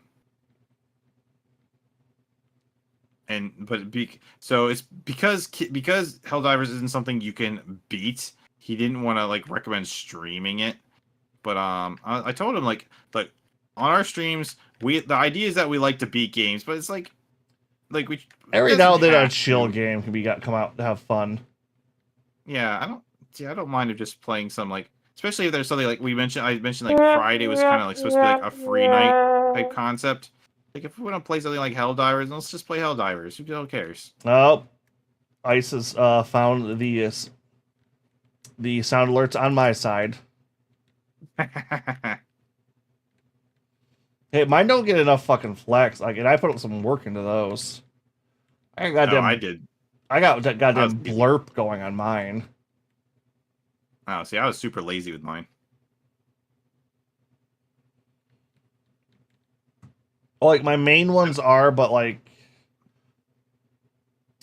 blurp took me a while to set up. Although that one cost you bits, but that also has a library of like 50,000 sound alerts. So Mm. Well, I'm in the concept like I enjoy streaming. It is fun. I don't care about trying to get big at this anymore. I'm just here to play games with my friends. I would like to, but I realize I don't have the skill for it. I'm never going to hit there, but Well, I'm understanding more and more of what it takes to be a big VTuber, and I don't like it. yeah, because you don't like getting good at stuff. There's a certain level of truth to that. Aside from being bad at social media, personally, I find that The irony of like you being the most social out of both between me and Kigu. yeah, but I don't like just randomly posting whatever I'm thinking just for the sake of posting it. Yeah, ice is everywhere, especially Yeah. the Antarctic. Well, not for long, but it's sad, but funny. But yeah, so I don't know. It's one of those concepts where it's like I don't want to trend chase. It's not fun. I also don't want all of my like I like to actually finish the games I'm playing, and I'm not going to do them all in one sitting. So like I see a lot of streamers, like especially with like Hollow Live and stuff, they never finish the games they're playing. It's like I want to finish the games I'm playing. There's also that concept that so I record all the gameplay footage, right? So I can use it and post to other places if I want to. Yep. So that means so one of the things about that is like I'd have to like find like I'd have to pause it or something, and I could make it work, but that would just be like a lot of extra editing just to make it a usable thing afterwards. Because where I know a lot of streamers like, so I like this one streamer Hylia, she's really cool, but she stops streaming, like she stops playing non-stop. Like she'll be playing Zelda and then she'll just stop to jump at the screen and be like, "Hey everyone." Like when like she even has a redeem where she just kind of jumps and starts talking to the stream. Yeah, it's more of a social aspect for her than it is just pure gaming, which Yeah, well she also made it to partner at the beginning of the year after oh 2 years. shit. So Yeah. yeah. Let's see. It's so frustrating when streamers don't finish games, bro. I get all excited and they only play a portion of the game. Yeah, so the way you're describing it is exactly how Kigu is. So I know with like Hololive, I think I don't remember who Kigu's like. We're both Ame fans because Ame tends to be a gamer, but I know he also likes Crony. I can't remember her name is. She's a dog in Japanese because she actually finishes games and games, goes hard in on actually playing, and that's what we like to do. Like I said, if you look under my profile, you'll see a list of every game that I've beaten on stream. The Sonic ones are myself, but most of the co-op ones we try to beat them. Did you Yes. say OnlyFans? No. What? Maybe that's what you should do, Pix. OnlyFans. Oh, I have had people tell me that. Yep. No, it's a very probably it's like although I can kind of understand that with like longer RPGs.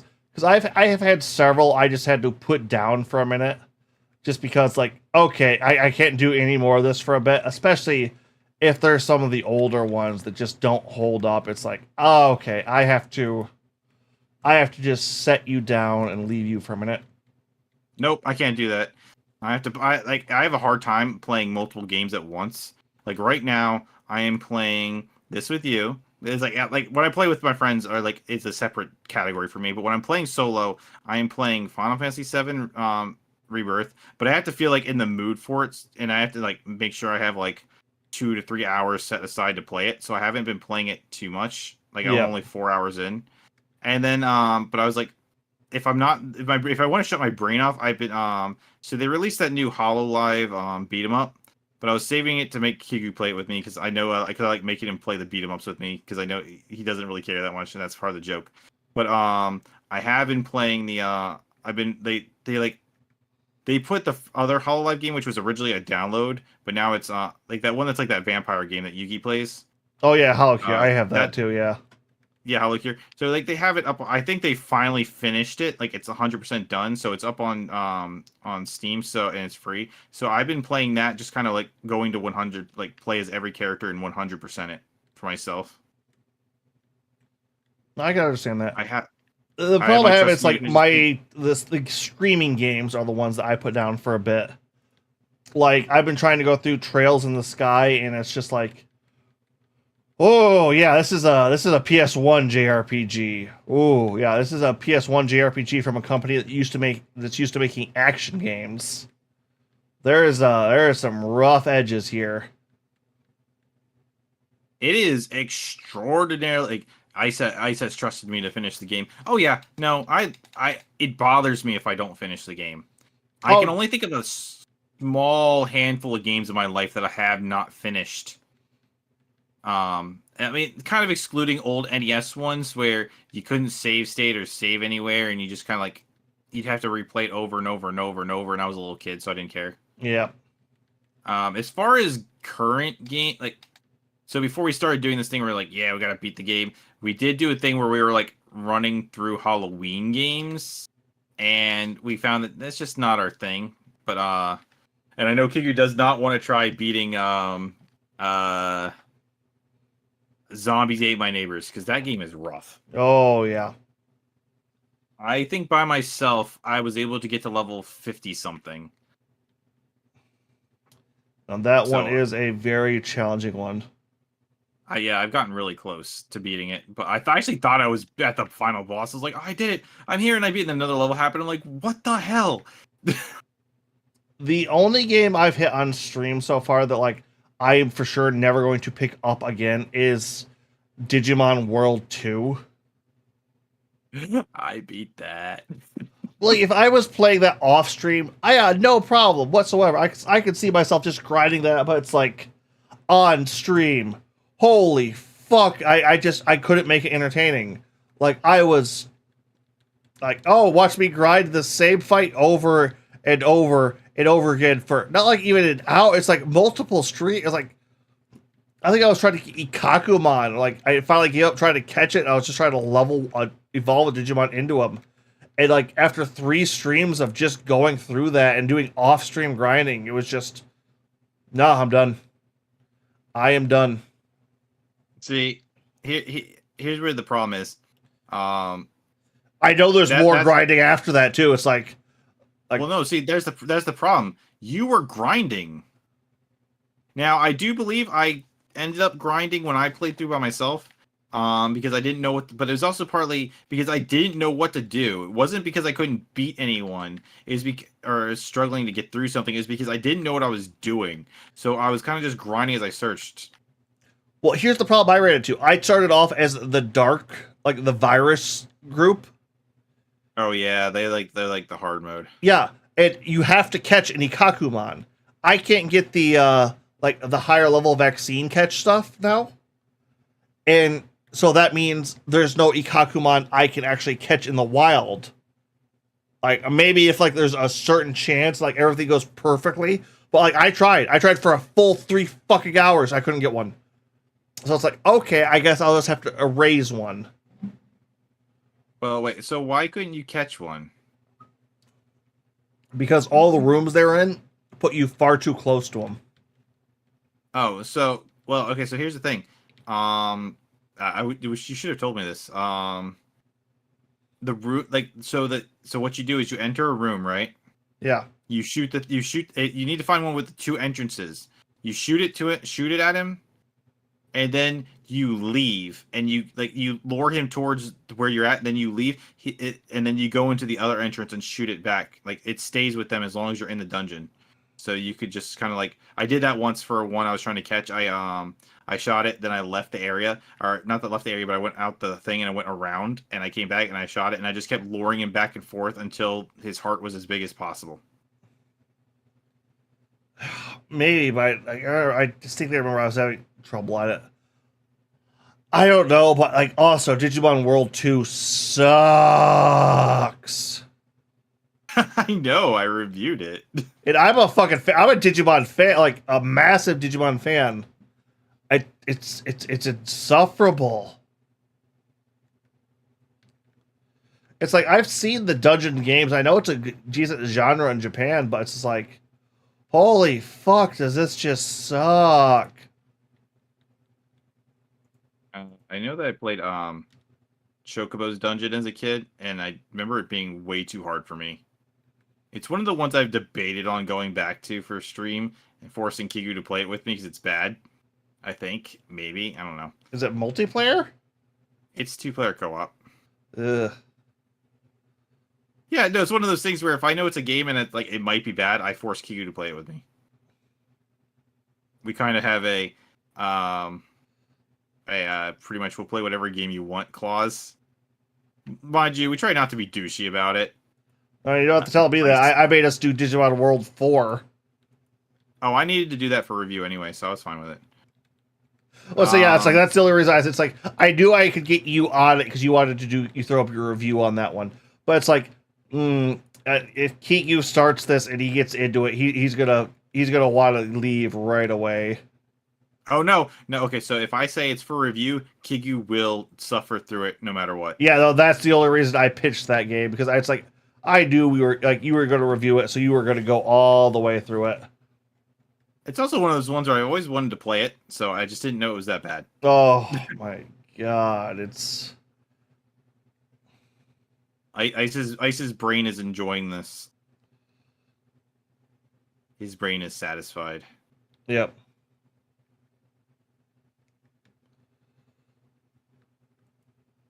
My thumb crouch. That's why I was like, why am I moving so slower?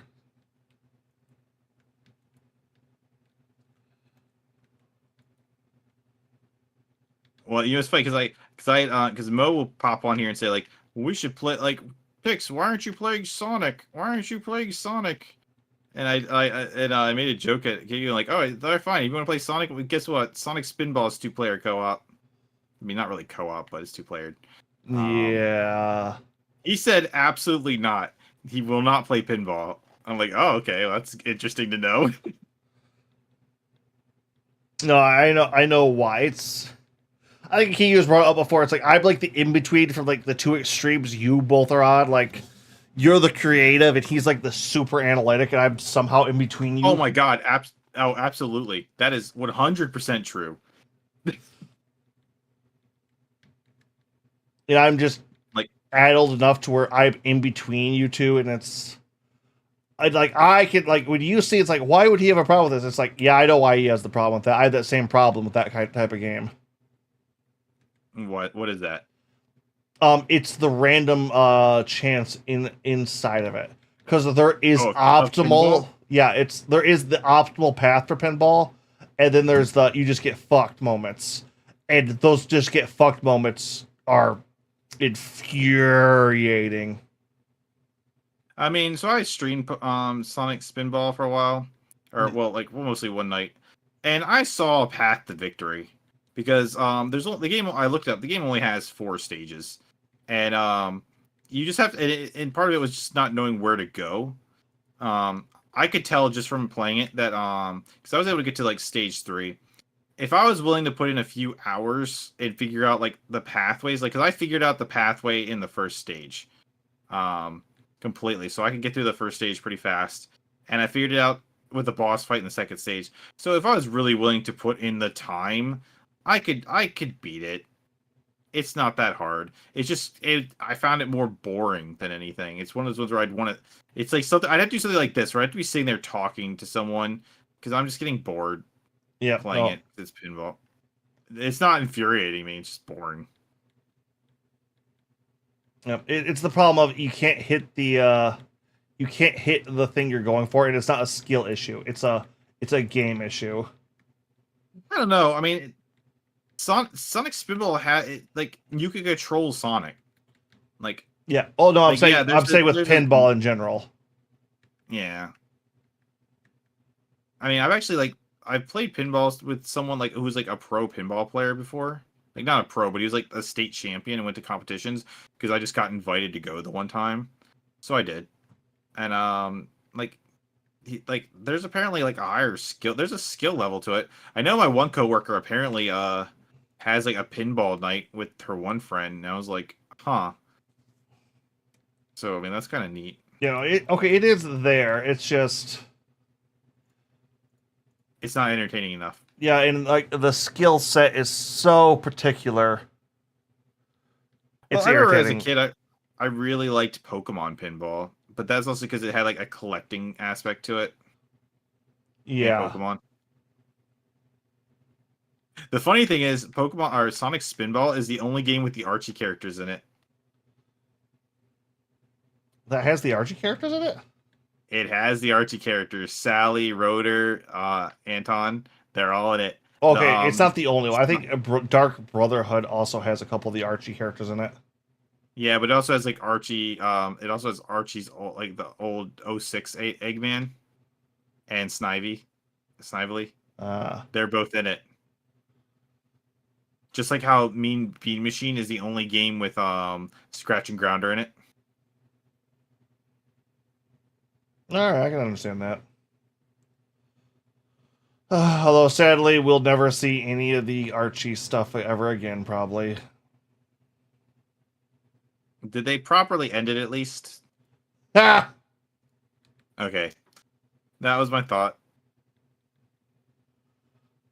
Like the canonical ending we got was I think it was Worlds Collide comic, which is With Mega Man? the second one. That like no, Worlds Unite.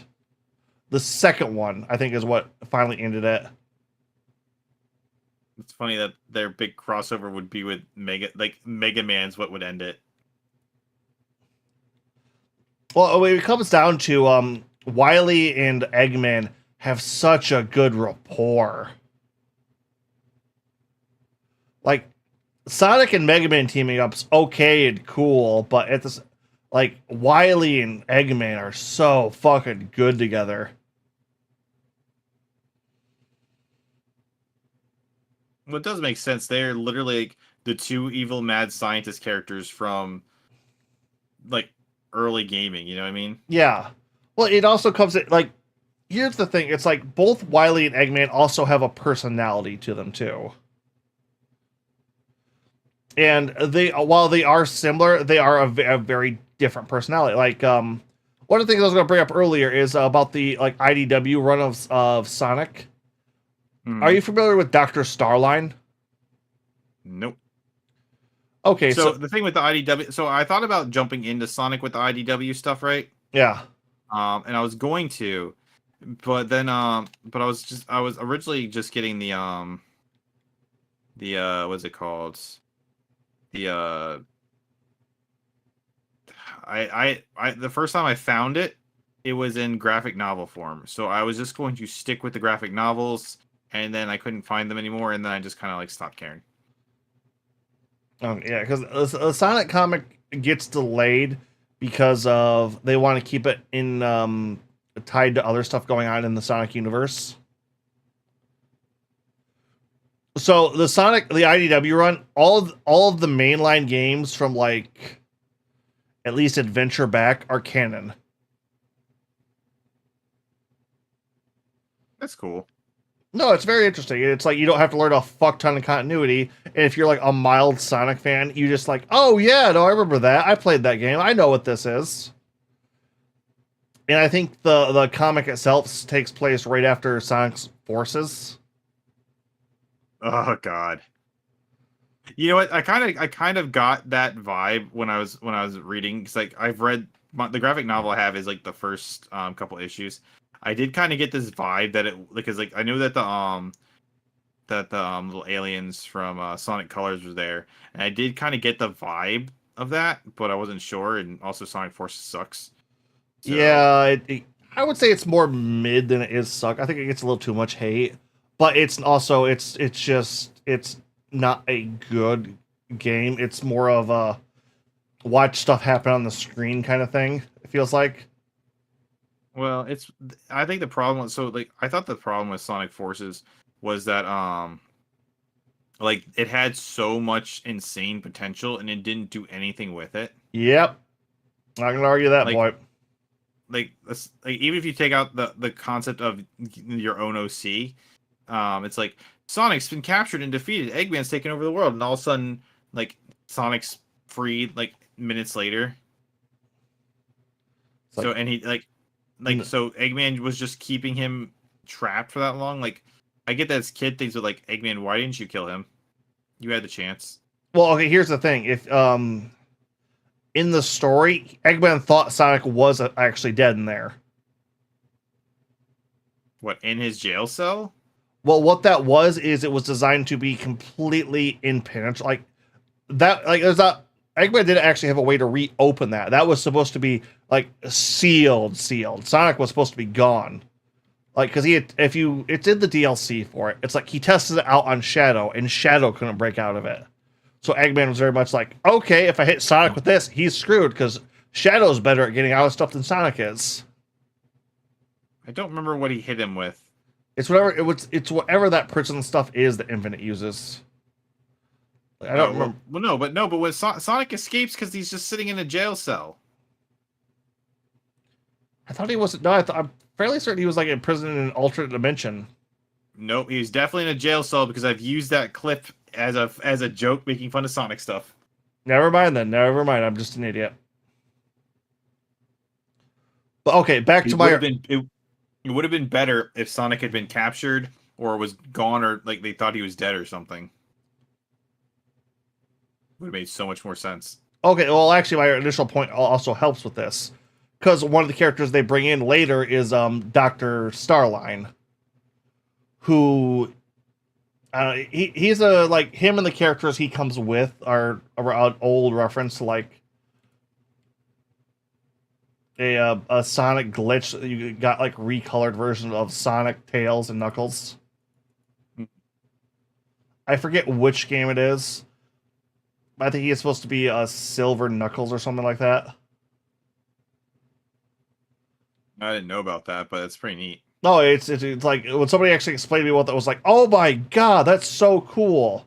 And like his name is something to do with like if when you go to character select because if it's a glitch, what his name looks like is just the asterisks, like little asterisks, a star line.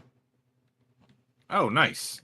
It's clever. Yeah, it's like, oh fuck, that's like it's one of those like, oh, the more I learn about this character, the fucking cooler they are. All right, so he's a platypus scientist.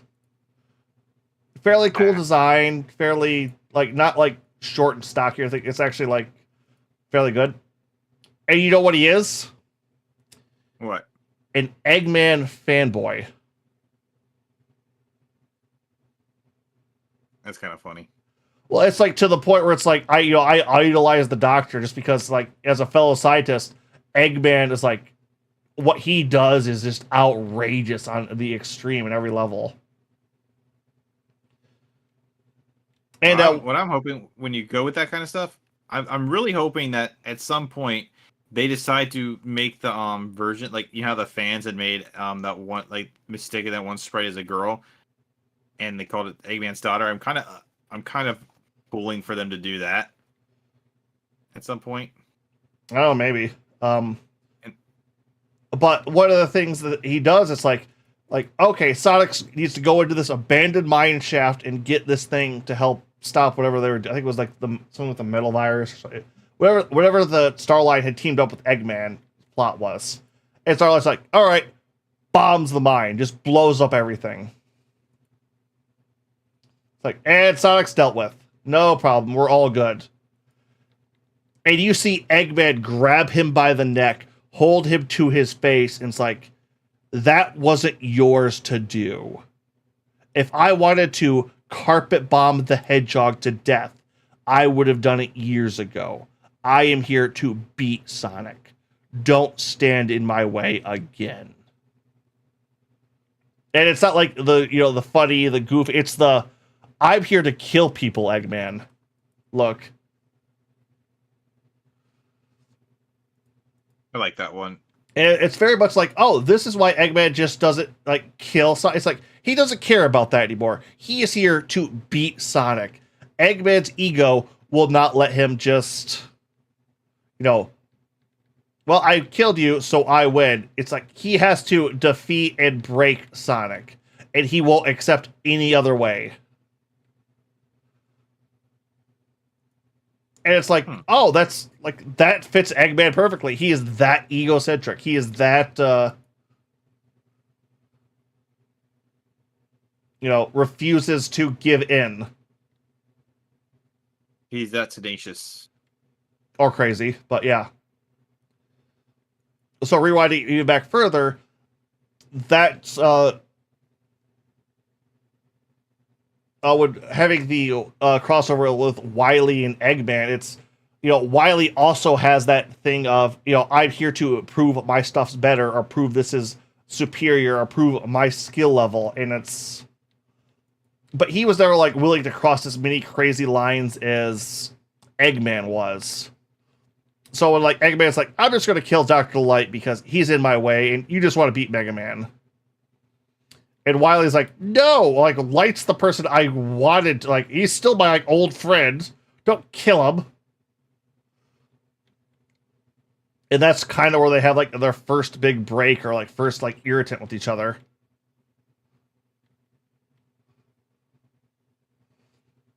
It's like it's the similarities, but the subtle differences that really make it work. I get that. What's funny is being that it's an IDW series, that means that they like to cross their stuff over. That means we can get like a team up with Sonic and the Ninja Turtles. Again? Yeah. But what what I really expect is it'll probably be like a crossover between Sonic and My Little Pony. Funny enough, I don't think they've actually had a crossover. I know, but like IDW owns both of them now, so they can do that. Well, I know that it's like, funny enough, something I found out recently, the Turtles' next crossover event is going to be Transformers. Really? Yeah, apparently the Turtles are getting like turned into Transformers.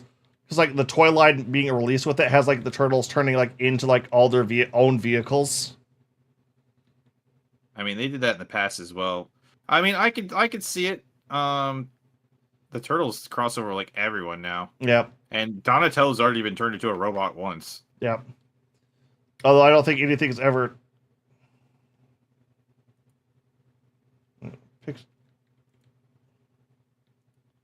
Wait, what picture in the corner? Ice.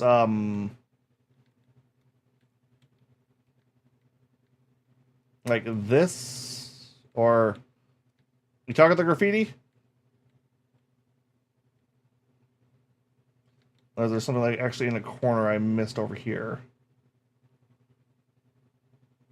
What's funny is I believe when it comes to the crossovers, as far as Turtles go, the I don't know which ones are completely canon, but the Ghostbusters ones are definitely still canon. I know that I doubt that the Power Ranger ones are canon, at least to the IDW story, and I know Batman isn't.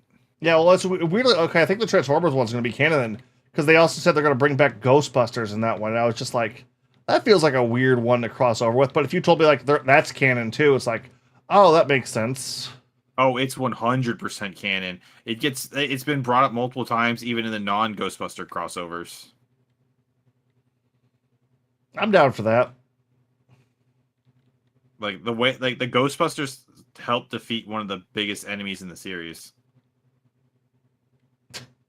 Now, if only they could get another good movie. I heard that the new one wasn't bad. Was the Ice Age one or something like that? Yeah. I haven't heard any good things about it. I've heard it's just. Oh, the AVGNs liked it. Yeah. I'll give it a try when it probably jumps to streaming. It's not something I was like looking for theaters though. Yeah, well, it's one of those ones where Have you heard of like the Ghostbusters game on 360? Oh yeah, like the supposed like third movie story. Yeah. So what sucks is like that was one of the games that I wanted to stream on Halloween, right? But when they re-released it for later consoles, they took away the online multiplayer. It's literally online co-op exclusively on the 360. That's odd. Yeah. So and I've had it on the 360 forever, but I because I got it when I worked at Goodwill. But yeah, I haven't actually played it. But it's just like I want to play it, but like what? I wanted to play co-op. Yeah. I know there is like a co-op Ghostbusters game that's kind of like Phasmophobia. I know what you're talking about because I played that as well. I have that. I played it with Cheyenne once, and Hoots, Yeah. and they are super good at it. To the point where it's like I was pretty much worthless, and they would just do everything super fast and super good. Yeah, no, they are unusually good at that stuff. Well, that's good. Like that's because like Cheyenne's like at level like 200 in it and stuff like that in all those games, so she's like played like 1,000 matches. Oh yeah, That's no, why. they go all in. I was debating on joining their see if I could join their Pal World server. I'm sure they'd let you. That or you could join Prez's. Yeah. Well, they all actually own it on Steam. I was playing it on Game Pass at the time. Ah, I'll probably get it on Steam too, just because I really want that game to do good, and I'm fairly certain it is. I'll probably end up. Getting Okay, it. this I is don't know. getting fucking ridiculous. We're not even halfway, and we've already been on this one an hour. Have we? Nearly. He's at like 40 minutes on.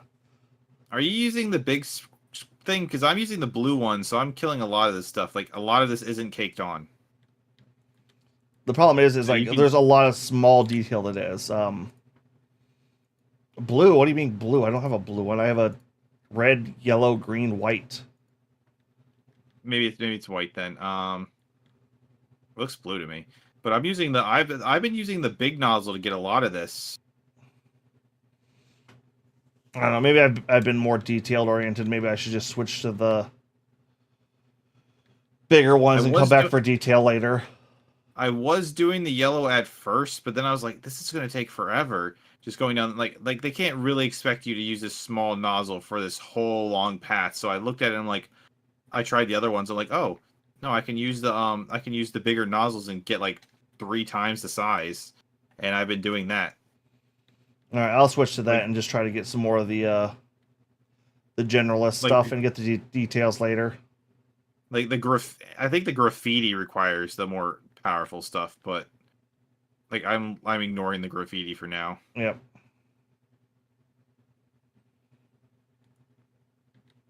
Because while I get that this is like a longer game and the idea is like, oh, just sit here and enjoy it and relax, there is an extreme to it, and I'm pretty sure they understand that. Like they can't just sit there and expect people to be like, oh yeah, I'm just gonna sit here and just do this one thing with the smallest thing for that long, Because then you take away the sense of accomplishment a little bit. Yep. No, I understand what you mean. What? Man, no, if you get a chance to read the IDW Sonic comics, those are fucking good. Yeah, like I said, I've read the first one and I did enjoy it. So it's just one of those ones where then it started getting away from me, and I was like, the hell with this. Yep. It's kind of like the same thing happened with Power Rangers. Yep. Like I know a lot of people like say like, oh, Tangle and Whisper are like some of my new favorites, but it's like there's a new Eggman robot that's not even Eggman. It's all right. So one of the this isn't too deep spoiler. This is very early on, but they have it. So after like the Emerald and all the events of Sonic Forces happen, Eggman's just fucking missing. Like nobody knows where the hell he went. Like, I saw that like as a like people were posting like Eggman's missing. yeah, it's like one of those like even like all of his Empire stuff, like all like everything's inactive, and everybody's just kind of like, did we actually kill him during this? Like, what's going on here? And what finally ends up happening is like Sonic finds him, and he is Mr. Tinker, is what he's calling himself now, and it's like lost his memory and stuff. And it's just like a humble mechanic living in a small backwater village. And for some reason, people don't recognize him. I Well, get that. Oh, it's a small village, but like, geez. like a village out in the middle of goddamn nowhere. And like even they're like, we thought he was Eggman, but it's like he's just kind of friendly. He doesn't have a giant robot army, and it's like he was also kind of like needed help, and we were like, okay, let's actually help this troubled, confused man who clearly means us no harm.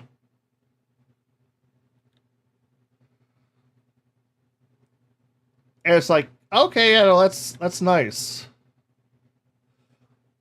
And he ends up making a robot during this time, and life of me, I can never remember her name because I have the curse of my favorite character's name always eludes me until like I hit a certain breaking point.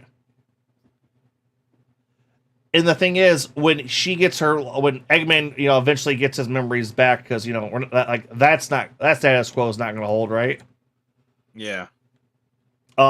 She very much is like, are you still like, my dad and everything like this? And even Eggman's like, no, that's not me. Your dad's dead. Dang. And it's like this, like because like a lot of the other Eggman droids like turn on him, like Omega and a couple of the other ones, like I think it's Epsilon too or something like that, are very much like, we just hate Eggman. It's like she's like, but my dad was like a friendly, good person who made toys for children. And now you're telling me he's a murderous sociopath? Yeah, that's one of the things that makes me wonder what they're gonna do with Sage in the future of the Sonic games. Well, Sage is like all in on like what Eggman is. Like the only robots that have turned against him are the ones that are like don't buy in on it. No, but see, the thing is with Sage's character, like she was essentially like learning what makes Sonic good, and was getting impressed by him, and basically, Sonic was winning her over by the end of the game, and she wanted to like save the world and protect everyone. Like she's basically turning good by the end of it. Yeah, she's a good character. The problem is she's also very much on like Eggman is my dad, and I want to be well with him. So that's an interesting dynamic too. But I do feel like, yeah, but he also like it shows that he does care, and if she's kind of turning good, it feels like now they're not going to do this because of status quo. Eggman's the villain, stuff like that. But if they were going with a realistic thing where they didn't have to worry about a status quo scenario, I could see Sage being the one that finally like gets Eggman to give up his evil ways. Well, here's the thing. It's like you could turn him into a Sonic Boom style Eggman. It's like, okay, he's not trying to conquer the world anymore, but he wants to defeat Sonic still. I guess, but I still Well, like here's the other thing that I really like too, because in that same comic, it's like Shadow ends up finding where like Eggman was, and he's like, Sonic, that's Eggman. We both know that's Eggman, right? And Sonic's like, I know that used to be him, but it's not anymore. It's like, yeah, that's too much of a risk. He's going to get his memories back at some point. We need to put him down now. And Sonic, a couple issues, a minor arc of like, okay, Sonic, like, I was like, what's my decision? What do I do?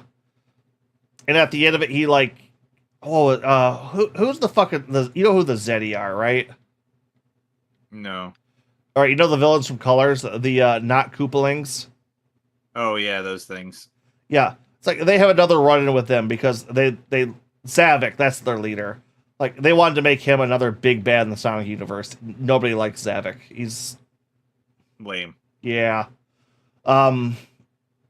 It's like Sonic actually like has this thing where it's like we're gonna send you back home. Like, get out of our fucking world. Just because, there's no good way to contain the fuckers. It's like Zavik's like it's like, you're a coward. You should kill us now if you had any like actual strength. It's not just like looks him in the eye. I'm not killing you because that's my choice. Come back and I'll beat you, but I'm never killing you. I don't kill. And even he's like, well, fucking damn. Okay, I respect that. Like, they are very much established. Sonic will sit there and defeat any villain that comes across him, but he'll never kill them. Yeah, I get it. I mean, that's definitely like that creates an interesting parallel for characters to overcome, because they become it's that same like Batman scenario. It's like, how many, like, by not killing the Joker, how many people are the Joker going to kill later because you didn't, that's always you didn't pull the trigger. Yeah, I can very much understand that too. It's like I work on the edges of the law. That line isn't something I get to decide. That's what sets me apart from like a vigilante trying to conquer the world and somebody who's just trying to help it. Yeah, no, I definitely enjoy that kind of concept. Yeah, it's like, oh yeah, that fits perfectly for Sonic too as a personality trait. It also explains why like him and Eggman kind of will never have that like unending rapport. Yeah, but eventually like a mistake will happen, and then Eggman will win, and well, or he'll get himself killed, because he's almost done that several times too. Yeah, well, that's usually the only way like heroes like that can get rid of the villains. Kind of like was it like the Batman Beyond movie? The Joker ends himself. Yeah. But I don't know. I like that's always kind of what I liked best about heroes like that. It's it's like they don't. I'm not here to defeat evil, to bring eternal peace to the world. I hold the line, and I will hold it until my dying breath. That's what makes me a hero. True, but that's also why it makes like characters like Shadow and them like both good and kind of necessary. The characters who will cross the line but are still good. Like it creates good parallels, good dynamics. Yeah.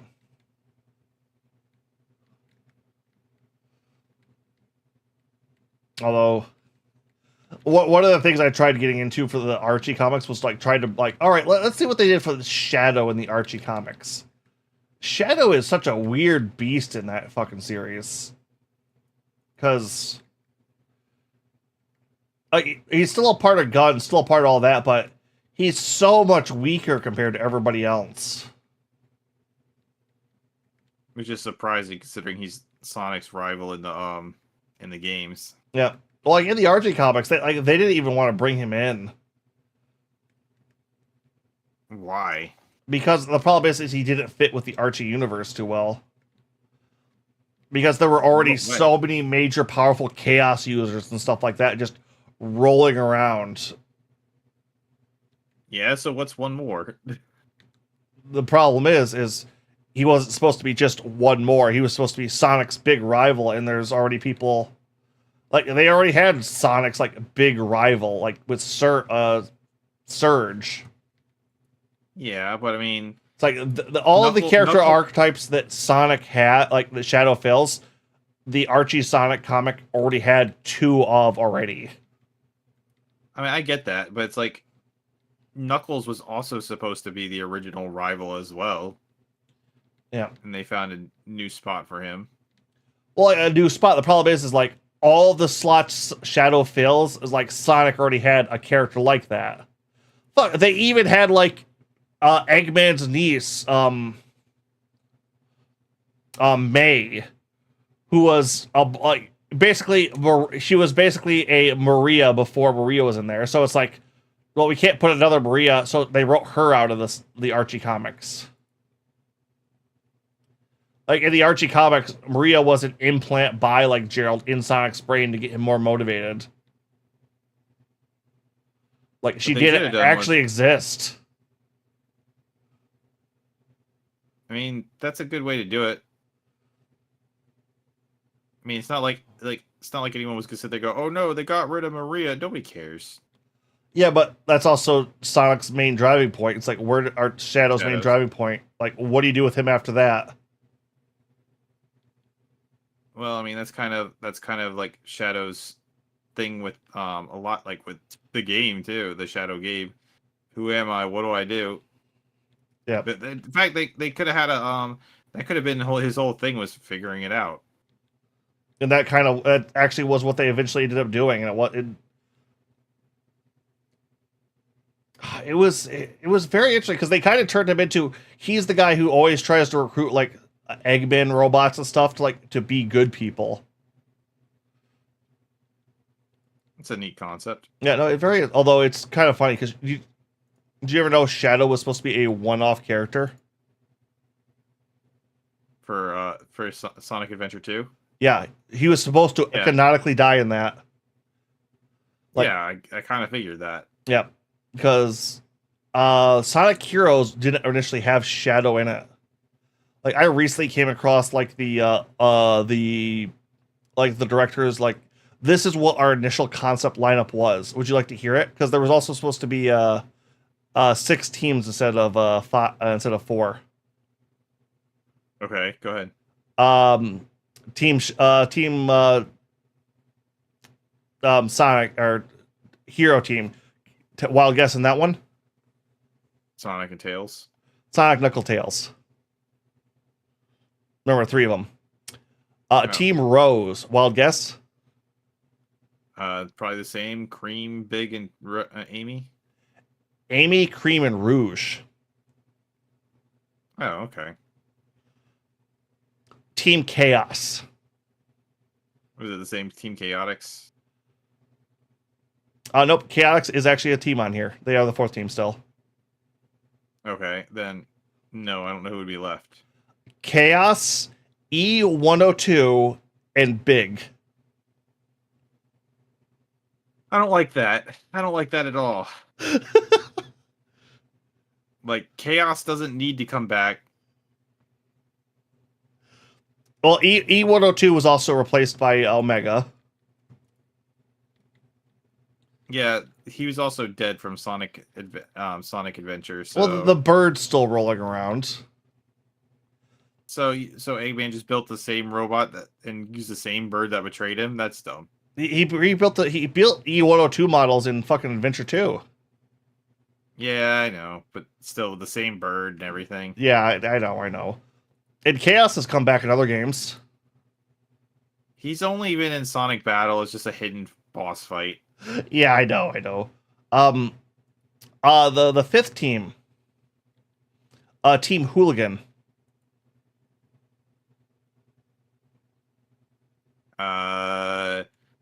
The bird Bean, I guess. Fang, Bean, and Bark. That's actually who I was thinking, but I just didn't actually know their names. So yeah, that's actually where that comes from. Like that old joke. Yeah, I've heard that joke a couple times. And I forget what the last team's called, but it's Metal Sonic, Ray, and Mighty. I'm kind of surprised that Metal Sonic would be there, but from what I understand, it was like either Ray or Mighty reprogrammed, because I don't know which one of them is a tech guy, but yeah. It's gonna be Ray. Mighty is very much a punches thing kind of guy. I figured, but yeah. But see, I also kind of wondering what like the dialogue for like Team Chaos would be. It's like, what do Chaos, E102, and Big all have to fucking say to each other? Froggy? Beep. Yes, Froggy. Gurgle water noise? I want to drown. Yeah. I don't know. I don't think that would have worked as well as it sounds. Well, I didn't in the Awesome. end. Chaos was dropped. E102 was replaced by Omega. Which is a better choice. And Big got moved to Team Rose, and Rouge got reassigned to Team what would be later done as Team Dark. Because instead of bringing Chaos back, they brought Shadow back. Yeah. That was always kind of a should have been done in my opinion type thing. Oh, you think Shadow's story should have ended it in Venture 2? I just thought it was a really good ending for him. Oh, no arguments on that. It's because once again, it comes down to finding out what the fuck to do with them.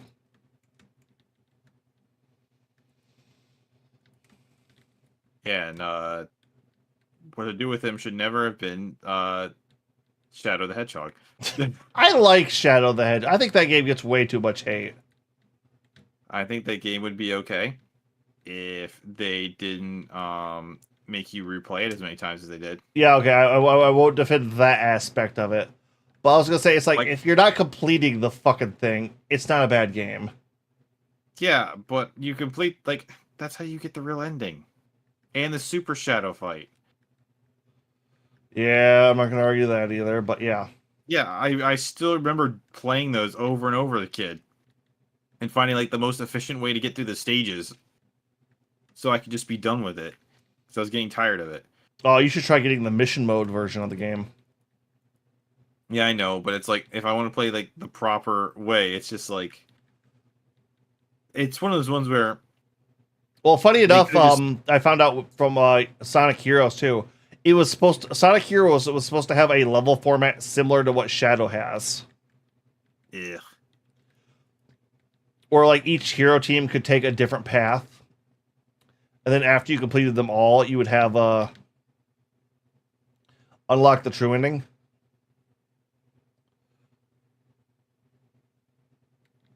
Which I think would work a lot better in that aspect, too, because it's like, oh yeah, no, different teams play with like different styles, so that reason you'd have more reason to go through the same levels again. I don't like being forced to play through the same levels if I can avoid it. Yeah, no, I understand that. It's also interesting to see how much like shortcuts and stuff the Sonic games have had. Yeah, like, don't worry, like, so Sonic, like, and Mo was telling me this, Sonic games are designed to be replayed over and over, so you could take multiple paths. But I don't like wanting forced to do it. Have you ever gotten Green Hill Zone on Sonic Adventure 2? No. Do you know how No, to get it? Yes, I do. That's why I never got it. Never. I tried as a kid, and I was like, no. Yeah, I heard the mech stages are like unbearable when it comes to that. There's just so many stages that I just said, screw it. I don't care enough. Funny enough, I've heard from originally Tails wasn't supposed to be in that game. Huh. I know. It's one of those ones where it's like, I saw that meme where, you know, like, where they're sitting there and you go, what is that? Is that meme where it's like the gate, like you know, there's like the sad side of the bus and the happy side of the bus. Yep. Yeah, that meme, but they do it with that. And it's like completing the game versus 100%ing the game. Yeah, not gonna argue that. Like, I remember, like, I 100%ed the original Kingdom Hearts and I loved it, right? And I tried doing it with Kingdom Hearts 2, and I 100%ed everything except the gummy missions because it's just like, oh, I've heard the gummy missions are insufferable when you try to get like 100% on that one. Yeah, I eventually just said screw it. That was the only thing I didn't 100% in Kingdom Hearts 2. Yeah, you don't even want to know what the platinum trophy is on the remix. Ugh. I don't remember. I remember that, like, all the Kingdom Hearts trophies are BS. Yep. Well, I think it's like I think most of them aren't too bad until you have to get like the ones you have to get on critical. So I played through the problem was like I don't remember the other ones, but like with number one of them is beat the game in this time limit. So you have to like skip the cutscenes and stuff. And then another one is beat the game on this difficulty. Another one's like beat the game without using these items. So basically, the way they're designed, you essentially like you can technically beat through them all in one run, but like oh yeah, beat the game as fast as possible, but also don't have new equipment or level up. It's like it's basically designed in a way where it's like you pretty much need to beat the game 3 times. Yeah. And it's just like I don't want to sit and play through this 3 separate times for I, such a I really do meaningless hate reason. stuff like that too. It's like if Like, it's it's fun, it's stuff like extra. It's like okay, that would be kind of cool, but at the same point, it's like trophies don't garner me anything. I think the first game I ever heard that like had that was like Final Fantasy IX. There's a specific treasure chest you can only get if you get there by a certain point, like time in the game. And you basically have to like really, really speed through the game to get it, like skipping cutscenes and all that stuff. But yeah, I mean, I'm okay with it at certain things. Like when I first played Kingdom Hearts, I enjoyed it so much that after I beat it, I immediately started over again and played it on the hardest difficulty because I really loved it. yeah, And that's fine, but it's like beat like that kind of like speed. Like I don't know, when it comes to trophies and stuff, I don't want speedrunner stuff on there. Speedrunners are a different breed. yep. And unfortunately, that's a lot of the Sonic completion bonuses are is oh, you know the speedrun stretch? Nope. Well, go get fucked. Yeah, I don't, it's like speedrunning is not for me. I like it's really cool to watch and it's really amazing, and to all the people who do it, more power to them. Not for me. There's been a couple games I kind of wanted to try it on. Digimon World 1 being one of them. I mean, there's nothing wrong with it. It's just not for me. I don't want to do it myself. And then it's just like one of those things where it's like, you know. Yep. But it's like Oh god, you started on the floor, and that's why. Okay. Yep, I actually almost got the floor done. Well, I started on my walls. That's why I was like, oh, like your wall's so bad. It's like, oh, I look at your ground. That's where you've been putting your time in. Yep. The tunnel floor is almost like completely done.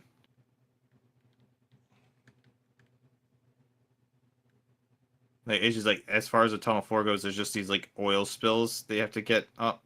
Yeah, no, I've got my floor, my tunnel floor done. It took a second.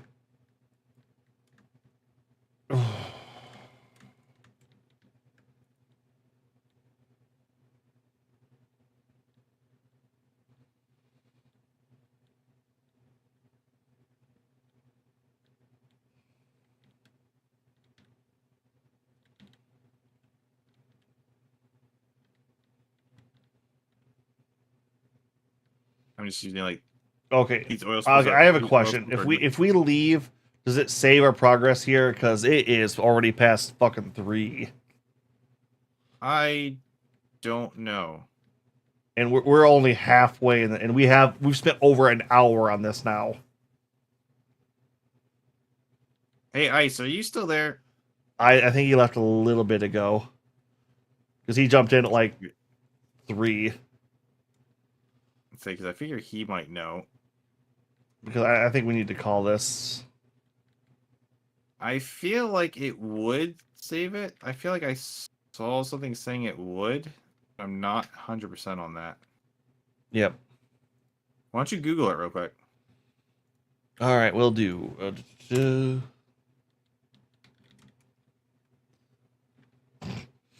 All right, some search history there.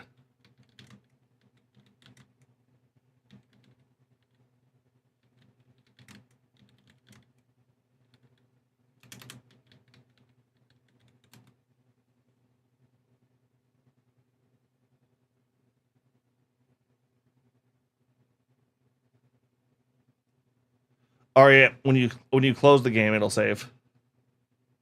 It saves? Yeah. Alright. That's fine then. I actually just finished this floor too. Oh, nice.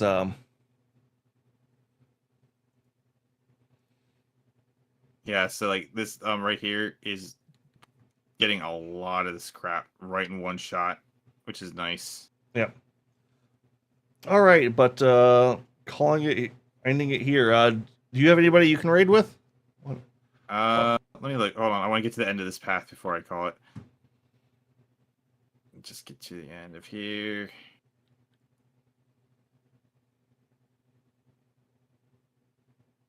The lighting also kind of makes it hard to tell if, like what's been cleaned and what's not.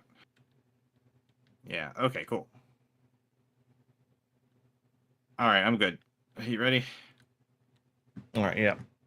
Let me go back and see if I can't exit. How do you exit? Because I don't want it to not save. You know. I understand.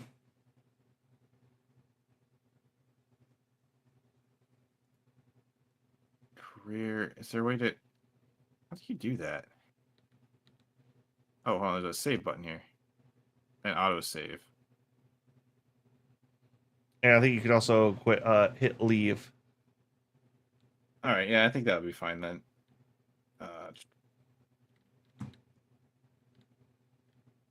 And just go to exit. All right, let's find someone. Let me see if there's someone to raid. I don't know who would be on at this hour. I don't have anybody actually. That's not like a couple of my like bigger guys that like. Yeah, Oh, let's not hit them. oh, I know someone. I told you about them earlier, Leah. Please One link me the name. Yep. Hold on. So it's that one I was mentioning earlier who became a partner. She's actually like the very first person I ever raided before, and she's gotten really big since. So, All right. all right, everyone, be super nice to Leah.